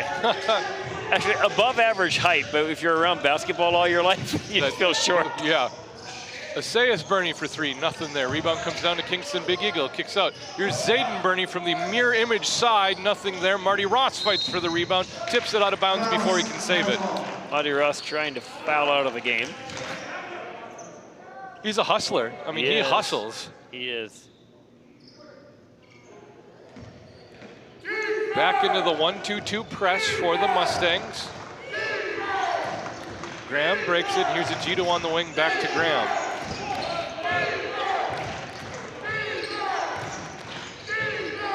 Maestra pump fakes a three, rolls it off of. I touched it. So did I. That's how close to the game we are. Right on top of things. Judah Graham with the ball. 6:50 to go in the game. Aleko into the paint, left-handed hook, up and good. 13-point lead again for Providence, and this feels like the game story is closing pretty quickly here. Yeah, it does. Big Eagle misses the three, rebound to Antonovs. Mustangs just getting tired, trying to make shots. Maestra, Judah Graham, Maestra. So that 10-person depth, more than that. Coming through for Providence. 12-person depth. Antonovs underneath, hook shot, turn around, no good. Rebound down to Tate, never misses a shot. Leads, oh, what a catch by Kingston Big Eagle. Oh, I gotta put that off the backboard. It's just not going in. Yeah, they gotta bank that. Coach Yellow Earring not giving up. Baseline drive for Agito, a little bit too hard. Ball tipped. Tate never misses a shot with another rebound. He's got 58 this game. Probably not, but close. We'll tell you right after the game ends. Asayas Burney off the top of the backboard, misses the three with a hard bounce. Elijah Roque to check in for Agito. And we're going to see Roque and Judah Graham on the court for the first time. Two ball handlers. So let's break a press, ladies and gentlemen, and Maestra. So apparently he just wants to break the press here. I wonder if this is press breaking, clock killing mode for Providence. Yep, just take care of the ball. Don't tempt fate. It's a 15-point lead for Providence. Graham tries to force a shot to Antonovs. Ball ping-pongs around. Maestra tipped. Graham recovers. Back to Roque. Got a shot clock problem. It did not. It should not have reset. Wonder if they reset it because they anticipated a possession change? I think that's what they did. They told them to set it to 6. Okay, 6, sideline out of bounds. Judah Graham to do the passing. So Graham, Roque, Antonovs, Maestra, and Aleko in for Providence. So you can find all the schedule for the tournament at NIACathletics.com. Maestra misses the three. We're going to have a change of possession, a foul on the floor. That'll be Antonovs. Burney, Ross, Kingston, Big Eagle, and Tate never misses a shot for the Mustangs. We've seen one sub all half for Sisseton Wahpeton. If you tune in tomorrow morning at 10 o'clock, I'll be doing that game alone, and I will not be as good with the names. Roque gets trapped in the post, stolen by Ross. We're going to have a foul on the floor. Roque picks up his third. We'll be shooting. 4:49 to go in the game. Mustangs now down by 15. So if Sisseton Wahpeton can shoot some free throws. Both teams in the bonus. Ross with the 1 and 1. Mustangs are gassed. Nobody wants to rebound. No, Ross either makes this or it's a Providence rebound. Yeah.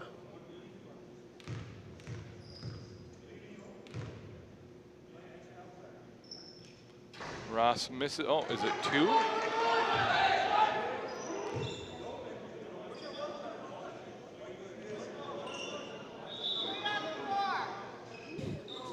There has been an error. Mistakes were made. I thought I was wrong once, but I was mistaken. No, that was. I just want everybody to know that we were all over that. It's all right. We all need a preseason. Roke guarded by Isaias Burney. Gets to the basket, lays up, no good. He'll be fouled and we'll have 2. That'll be 4 on Tate. Never misses a shot.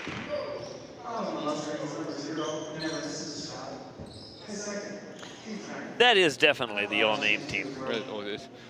I wish that was a real thing we could do every year. Yeah, well, I mean, it's not too late to start. No. The second best time to plant a tree is today. Roke makes the first. He's got 11. Well, and that's a shoe-in, right? He's probably 80-85% free throw shooter. Yeah, it's good. Both go in. 17-point lead for Providence. Kingston Big Eagle breaks the press to Isaias Burney. Tries to cross up. Maestro dribbles into traffic. He's going to be pressure fouled. And more free throws. 4:32 now on the clock. Fouls on the buds, number 11, his first teammate at the line shooting 1-on-1 at the Burney. Looking from the earlier game, there were some hard games in that, and hard names in that game. There were. We really do try to get those things right. Roke to the basket, fouled by Kingston Big Eagle, and we played 10 seconds of basketball before a foul. So let's keep shooting. We need to do the free throw shooting competition at some point, Between you us? and me. Yeah. We don't ever have student assemblies in this gym, so it's hard We to. really should. Roke makes the first. Now an 18-point lead for Providence, and this is all but sealed.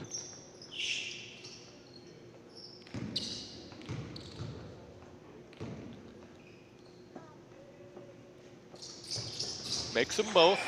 19-point lead. You have to wonder at some point in time if Coach Pierre is going to empty the bench. Well, there's not much to empty. He empties the bench in the first half. Offensive rebound. Oh, and Isaias Burney hits a jumper from the field. It's been a while for Sisson and Wapaton. I'm not even sure how many are legally playing, you know? Yeah, if some are just with the team to be with the team. Yeah. So there's 15. Yeah, 15 on the bench. I'm not sure the rosters are really that big. Tate never misses a shot in transition. Finger roll layup, good. And this is the one last gasp for Sisseton Wapaton. Leads down to 17. Thanks again to Hales Repair Center for sponsoring tonight's broadcast. And for all of our sponsors this year, for Free Lutheran Bible College Basketball, True Stone Wealth Management, Three Rivers Real Estate Team.com, Caleb Carlson, Cisco, True Stone, and Beyond Limits. We really appreciate your support. And for people tuning in all year, the Free Lutheran Bible College has been establishing students in the eternal and inerrant Word of God for a life of faith in Jesus Christ and faithful service in His kingdom for over 60 years now. We say start here, go anywhere, grounded in God's Word. We really enjoy doing what we do on this campus. Jason Goodham, erstwhile play-by-play, and your day job, faculty member? Faculty member, teach apologetics and practical theology and some other disciplines. So you teach the stuff that I would teach if I were not a sniveling administrator. Correct.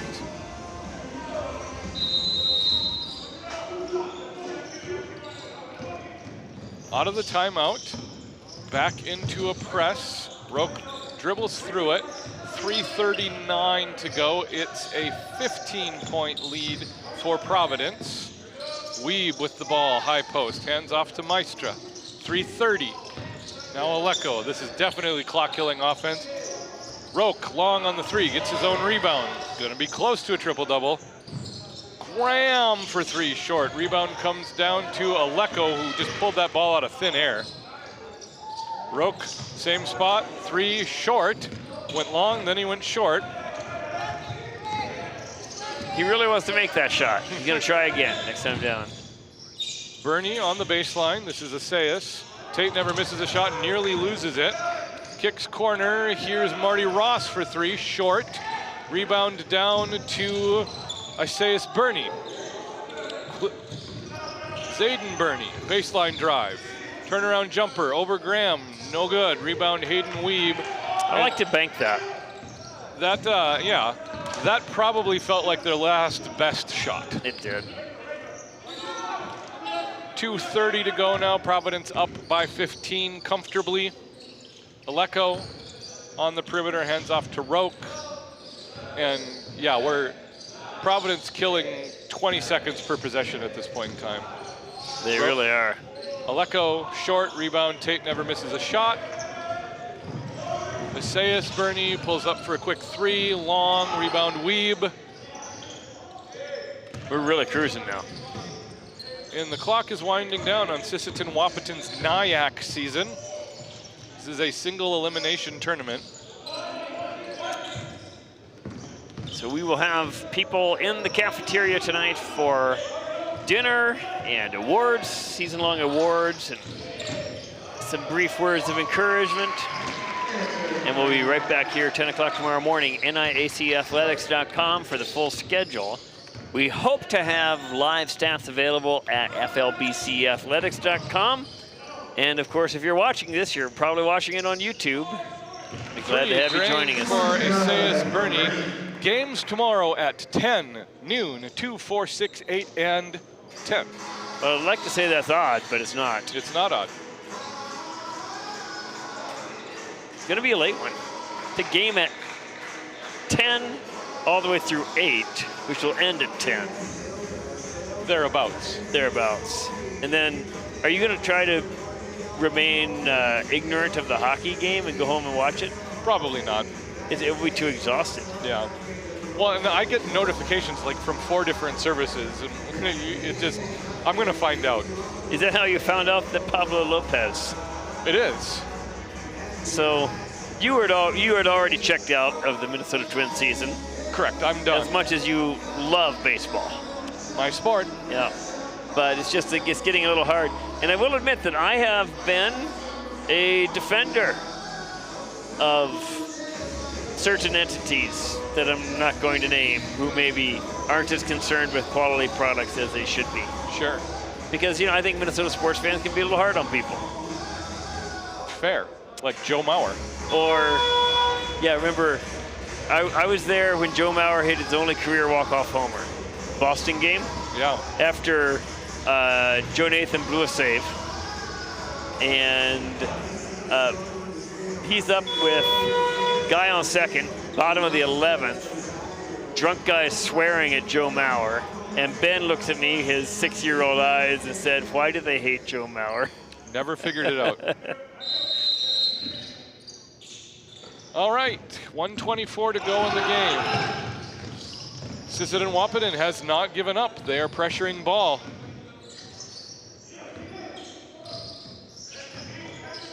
Aleko on the perimeter, 17 on the shot clock.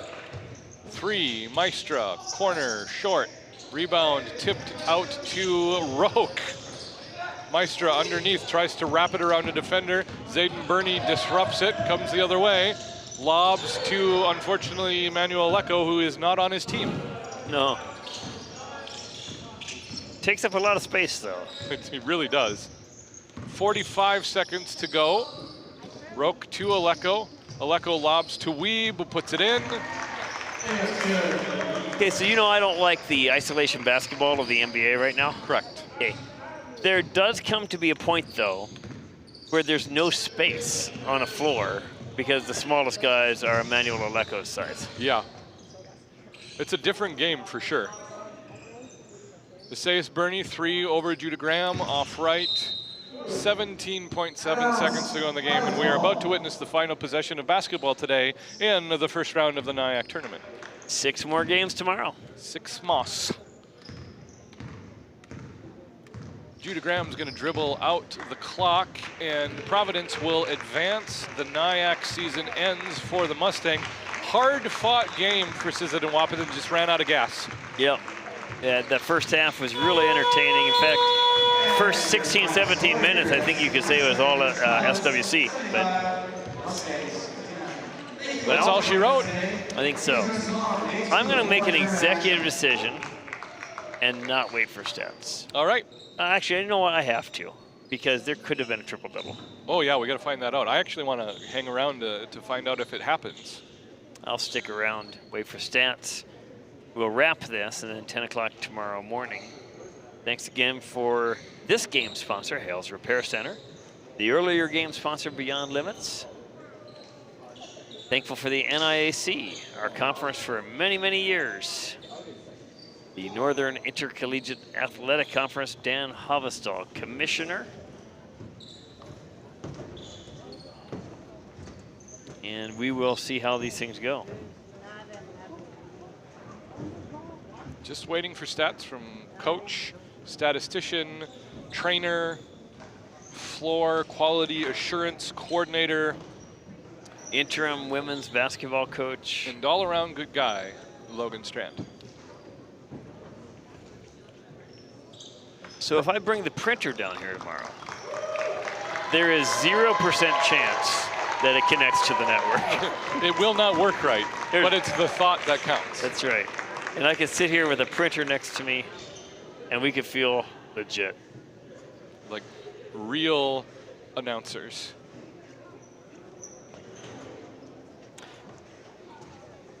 Sleep well, Pierre. I'll most likely kill you in the morning.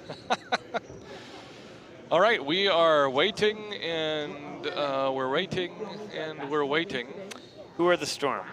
Oh, that's Nuetta. That's NHSC. Yeah, NHSC. We're told. Correct. Yeah. What if he doesn't come back out with stats? If he just gives up, he leaves us hanging. Well, speaking of leaving you hanging, I'm going to leave you hanging. Thank you. I'm used to that. Yeah. So we'll see you in the morning. I will be here at noon. Noon. You will be here at 10. We'll be like 2 ships passing in the night. In the middle of the day. In the middle of the day, and we'll be back together again at 2 p.m. For the rest of the day. For way too long. All right. All right, have a good night. Jason Goodham. Thank you to cameraman. Who was the cameraman? It was someone. Katie Rice. Thank you, Katie. Thank you for producer. I almost called you Damaris, Gracia. And Gracia Berg. And executive producer, Luke Quambeck. Gracia, I talked curling a little bit in this broadcast. Did you hear it at all? I did. I watched all 10 ends, and I don't know why they refused to televise the first few rocks of every end, as if they don't matter. Yeah, I was thinking about that, especially if you're trying to ascertain strategy in curling, and you never get to see the rocks. And I do like the whole thing about hearing everybody talk about their strategy, yelling it for everybody to hear to both ends of the curling rink. And there's not a lot of surprise or deception in curling. So, all right. Well, I don't think we're going to get stats here. Hey, Logan, do I get stats? I'm going to say he does not get stats. So we'll do this tomorrow. Thanks again, everybody, for tuning in. Thank you, Gracia, for hanging in there with me. We'll see everybody tomorrow morning at the Student Life Center for the NIAC Day 2